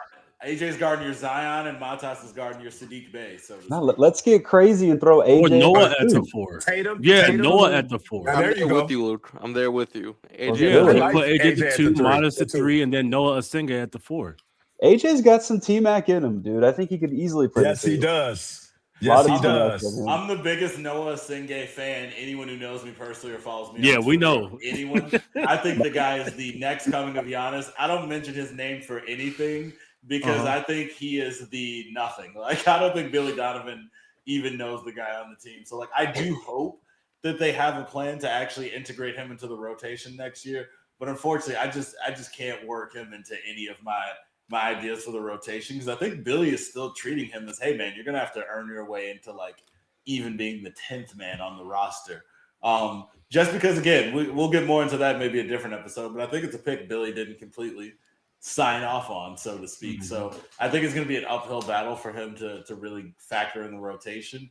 But again, I think that's what makes Matas so interesting is maybe when he fills out, he'll look a lot different. But I think for right now, you're really putting him at a disadvantage if you try to take him off of guarding those more perimeter-oriented forward-type players. Okay. Wait. Billy would have more input on the pick this year just because he did seem upset about them not going with Derek Queen. Just as you mentioned that, you think no, he won't have any input. If I know Arturas Karnisovas, you have your input, but he wants you to know he's the man in charge. What he thinks is the best for the Bulls is best for the team. That's so bad, I think he makes everyone. He tries to make everyone feel valued. So like Billy will have input, but I think it's one of those situations where if Billy hates the pick to the point where he's ready to walk away, I don't think that's going to be an issue for for AK personally. But again, it's one of those things where they talked a lot over the years about being on the same page. And it's why I think this draft is going to be more interesting than ever if they don't get a top 4 pick, because we're really going to see how much they're on the same page. Because if you take a Darius Acuff type guy, I think it signals, hey, AK is willing to go a little bit outside of his comfort zone to give Billy a guy we know he's going to play from day one. Correct. If they were to get the best point guard prospect in the draft. So I'm really interested to see their synergy, depending on how the lottery works out. Do you guys think if they took a guy like Acuff, and I know we're just talking possibilities here, but do you think that opens the door for a possible move off of Josh Giddey at some point down the line? It should, and I don't mean this as a diss to Giddey. It should definitely do that. They should be open to. I don't know if AK is willing to make that move when you see it. When you see the opportunity, okay, let's sell high on Giddey. We see Acuff's coming up. Before anyone notices that they don't really fit well. I don't know if has the intuition to do that, but it should be on the table. And I brought it up slightly. If we got Wilson and him and Modest don't fit, it should be the same way. I brought that up slightly earlier, and it's just like absolutely. Wow, but really? The thing is, you can't rush into it. Like the thing with that is the Bulls have no reason to move off of Giddey, especially when teams are probably going to be lowballing you, knowing that Giddey's going to be entering his prime soon. But I think you give it a full season, because even that doesn't tell you enough.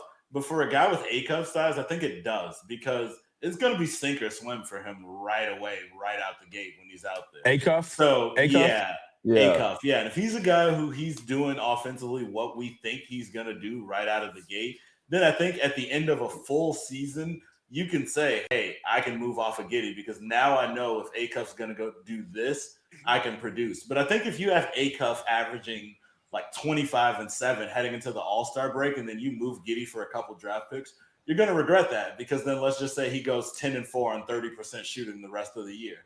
Now you just rush because you saw 40 games of a rookie looking good. When we have Giddey, we have ample evidence to say Josh Giddey is a good basketball player. Absolutely. Might not be an all-NBA point guard, but he definitely is like an all-star. He's a starting in that range one-day point guard. So, Josh is. I think he's a starting. I think he's a starting caliber. NBA player on a winning team. And I think what's interesting is when you look at his shot profile, Giddey is like literally converting at the rim away from being a clear-cut all-star. It would add maybe like 6 points or something to his average. And when you're talking about a guy putting up, now you're talking 23, 24, 25 a game to go with 10, 11 assists, 8 rebounds. Now you have to be an all-star, even if your team's winning 15 games, just because you're putting up numbers, you're in a big market, you're popular. So if Giddey could finish at the rim, I think it's the only thing that allows him to maybe reach that superstar plateau that a lot of people want him to sort of reach. I just think because of his athletic limitations, he's never going to be a much better finisher than what you're seeing now, which is why he works so hard, and I give him credit on becoming a three-point threat where teams actually kind of respect him out there. And that's why, again, on this draft, AJ Debance is my dream for the Bulls, because you want a guy who you can operate in that free throw line down area, and then everyone else can sort of operate around that. Because if the Bulls were to get AJ, I think people would be shocked, because Billy would go back to the DeMar DeRozan rules. Here's a set of rules for AJ, and everyone else keep playing Billy ball. Because if AJ is going to take 6 to 8 mid-range shots a game, guess what, Matas? I need you taking 10, 11 threes. Giddey, I need you taking 8 threes. So people would be happy to see a guy taking mid-range, and then they would be pissed to see how many more threes Matas and other guys would have to take to make up for it. But again, it's all about skill set. It's all about balance. Just last thing, something Billy brings up a lot post-game, and at least in the press conferences I've been to, is he talks about, you guys brought up earlier, the Dirk fade. He doesn't want to see Matas taking Dirk fades. He wants to see him taking a nice balanced jump shot. If you have a look over a guy who's shorter than you, what you guys talked about with AJ DeBenza, that telephone booth scoring. A guy's a lot smaller than you, but you can still get the shot off cleanly. So I think he'll let Matas take more mid-range shots as he kind of understands what he's looking for. But right now, Matas is going through a lot of changes with his team, and he's trying to learn how to be a number one option. And when a guy's trying to learn how to be a number one option, you don't want him to fall into the habit that every shot is a good shot. And I think Bulls fans are kind of losing the sight of, I like that. When you're playing 82 games, it's a lot about building habits. And if we let Matas get into the mid-range happy game now when you have another player coming in who's a high-usage player, it might be a little harder to coach that out of him. So that's a really interesting. I mean, Levine did that. Yeah, Levine had that same mindset. Levine had a really bad habit of taking bad shots. In fourth quarter in high-stakes situations. He could hit difficult shots, but he had a bad habit of taking ill-advised shots, and his ability to take and make a shot in a timely situation was not consistent, is the point. And I think I can appreciate saying, and Barton, it might have been even you saying, hey, he wanted Buzelis to have to be the third or fourth option for a little bit longer before he became. But back to Billy and his style. So do you guys remember the 2 point guards that played on the Florida team that won championships? No. I mean, nobody does. I know one of them was a little Greek guy, right? And Lee Humphrey. Torian Green and Lee Humphrey. Close. And you guys remember the names Corey Brewer or Joakim Noah, Al Horford? Those are the other 3 players. And I said this in the chat. Billy likes 2 point guards, okay? It just so happens that one of his point guards is 6'8". And in the 1980s, we would have called Josh Kiddey a small forward or point forward. We wouldn't have called him a point guard. We're just doing that now because of where we are in the league. Point being is I don't think Acuff threatens Giddey in the least bit. In fact, I think Acuff takes a lot of pressure off Giddey and Buzelis because I think on the offensive end of the ball, Acuff can be a goon. And so I don't think that – I think that if you have 2 starters that can play 2 positions, both of them, Buzelis and Giddey, then like you have – and you can add a first rounder this year. And let's just assume you're going to get 3 first rounders between this year and next year. That's 3 top 20 picks in the next 18 months. So – and then you got a bunch of second round picks. So you can add to, and you have a ton of cap flexibility that they don't necessarily have to use all of it. They could take on a bad contract that's in the last year of the deal this year just to be shitty again and win 30 games again. So like they don't have to necessarily rush the failure, but I don't think that they don't have to rush to sort of see Giddey as like replaceable. Is my point. And I think that Giddey, if you look, this is a hot take, but Giddey plays more like Larry Bird or like Magic Johnson. And like he's, I mean, Larry Bird only averaged like 3 3-pointers his whole life, and everybody remembers him as a shooter. So like, so I think that we can sort of like allow Giddey to just be, a pass first, player with height and not feel like he has to be threatened by another high usage player. That's just my thoughts. Facts. Gentlemen, we got to wrap up here shortly. We got Kurtz having to hop off at 7, and then Barton's got to hop off. But any for all of you, like what's your dream scenario, I would say, like really quickly for us to do this upcoming off season? Barton, we can start with you. Yeah, we can start with you, Barton. All right. So, I mean,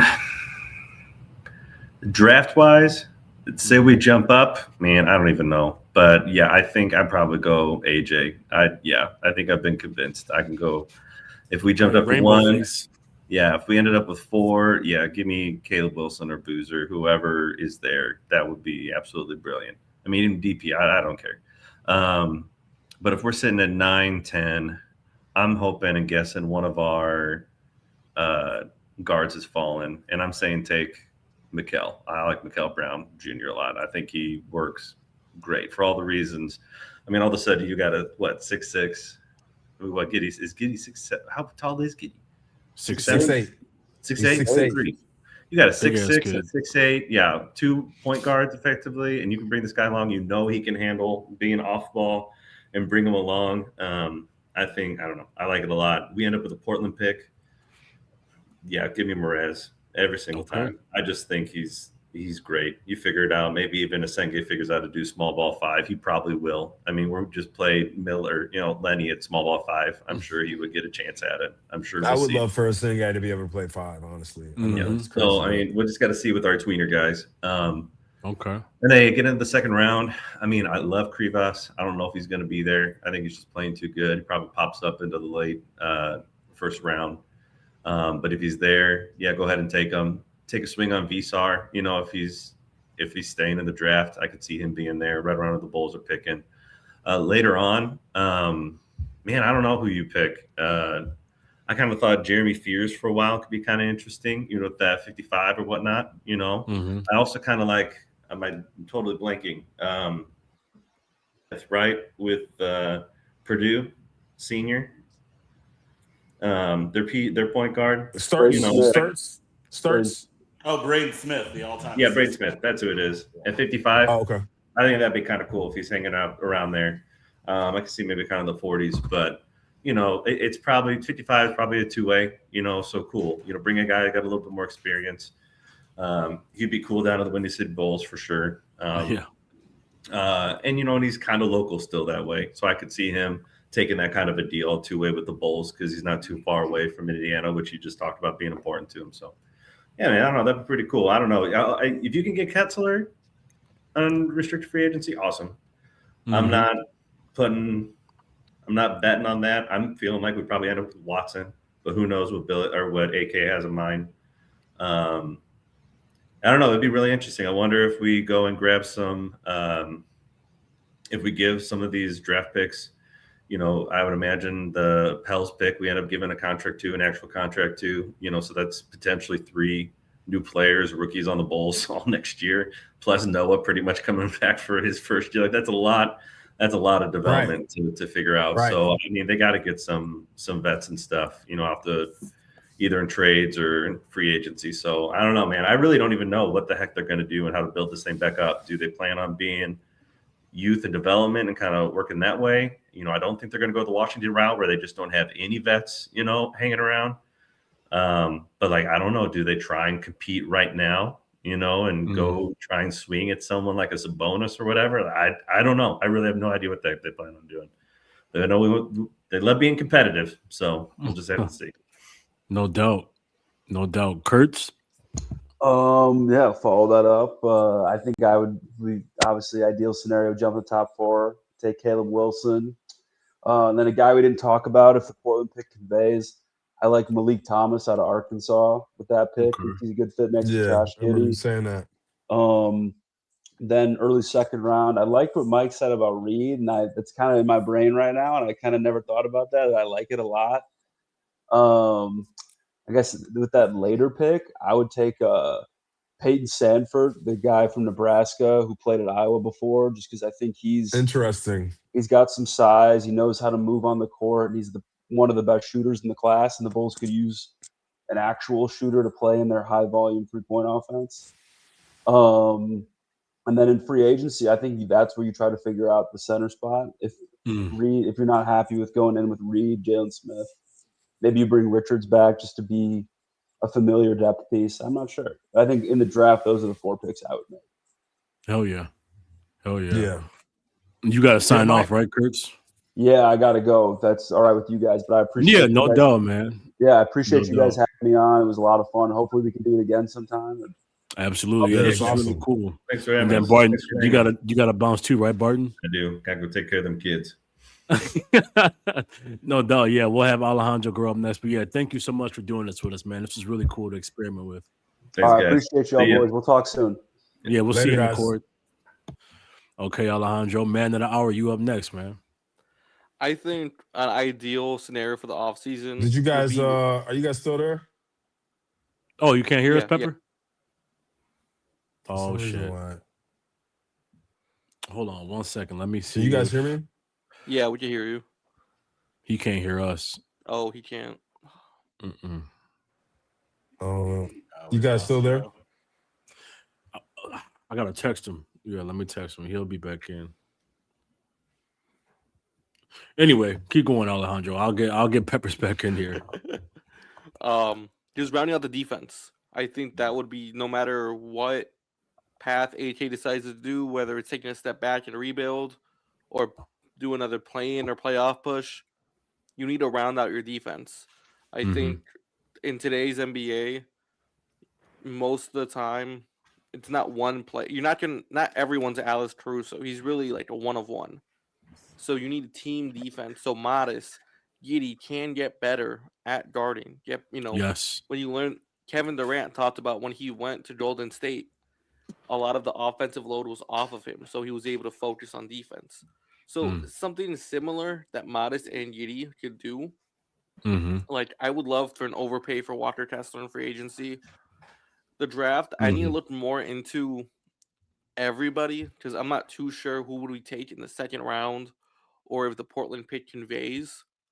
My immediate knee-jerk reaction if the Portland pick conveys is Cream Lopez just because he's Mexican.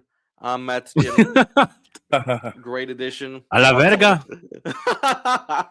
Let's go, bro. No manches way. No manches way. But yeah, I would love that. Just really rounding it out, making sure they could be able to play the best offense they can. Because I think we do have something. It's just a matter of how they can execute it. Well said. That's facts. Peppers? Yeah, I think my top four are AJ, Wilson, Peterson, Boozer. Okay. So wherever if we were to jump up into the top four, that would be like I would ideally like AJ top and then Wilson. If let's just say we were two, I would want to get Wilson. If those two players were gone, I would want Peterson and I would want Boozer the least of these. I like Boozer. I like him the least of the top four. And then if we're in 9, 10, 11, I'm like Burries. I'm basically I don't love this, but I'm like Burries, Brown, and Philon just because like I feel like Brown and Philon can score for us, and I think we need scoring. I don't think a cuff makes it down to 9, 10, 11. If we get the Portland pick, I really would like to get one of those centers. So like Steinbach or Ngamba or I would even take JQ. I would even go Cynic that high, depending on where the Portland pick. Like I really like that. And then in the second round, I think you just get two seniors. It could be Montilovich, it could be Krivas, it could be, Caravan. Guys that have played high stakes basketball for 3 or 4 years. I don't think, to Mike's point earlier, I don't think you gamble at all with those two picks. I think you can get NBA ready players in those second round that can come and contribute next year. And then I think in free agency, I actually think you could add 10 wins to this team if you, depending on how smart of the moves you make, you could add 10 wins. I think let's just say the most likely case scenario is we just keep 9 and we get the second round picks and we have all that cap space. You could get Burries and then you could go get Peyton Watson and Kessler. So now you got Giddey, Burries, Buzelis, Watson, and Kessler. That can win 42 games in the East, and that team can grow. And then you can move Jones and Okoro and Smith to the bench, and now you can go 8, 9 deep, and it, depending on how you do in the second round, you could be pretty good right away. So I think that they have a lot of options. I think that they have a lot to hope for. I think that you will know. I forgot who said it, but I think might have been you, Mike.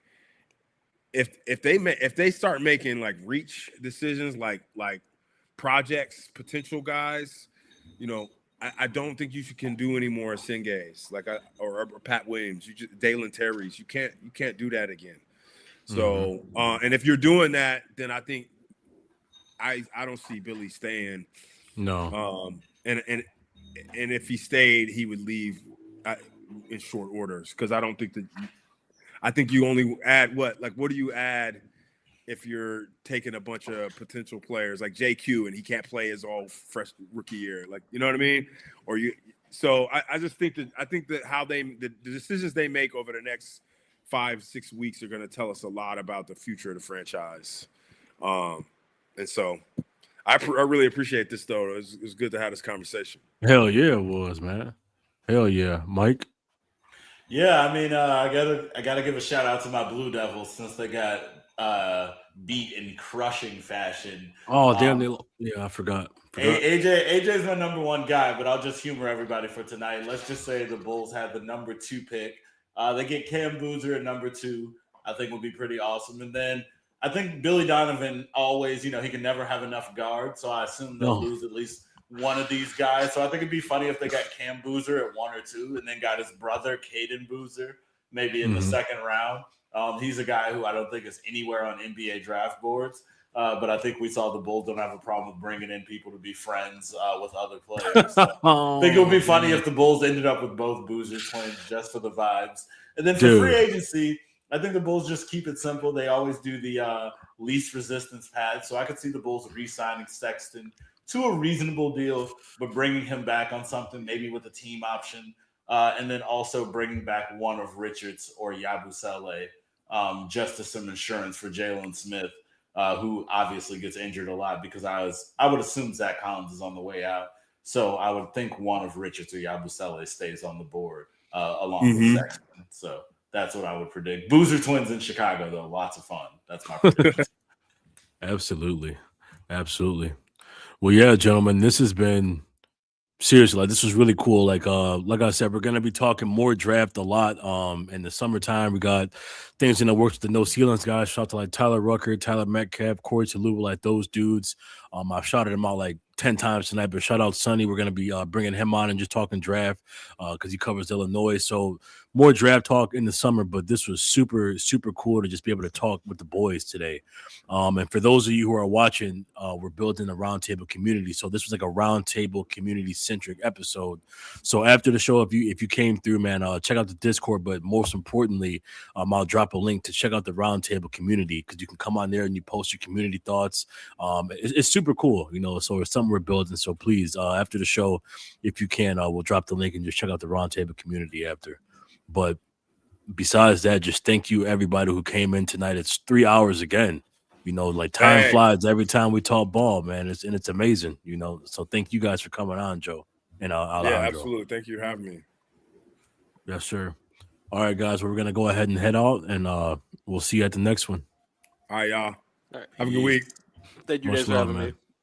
Absolutely. Thanks for coming. All right, Mike. We did that shit, man. I'll see you in a little bit, brother. Peace out. Later, man.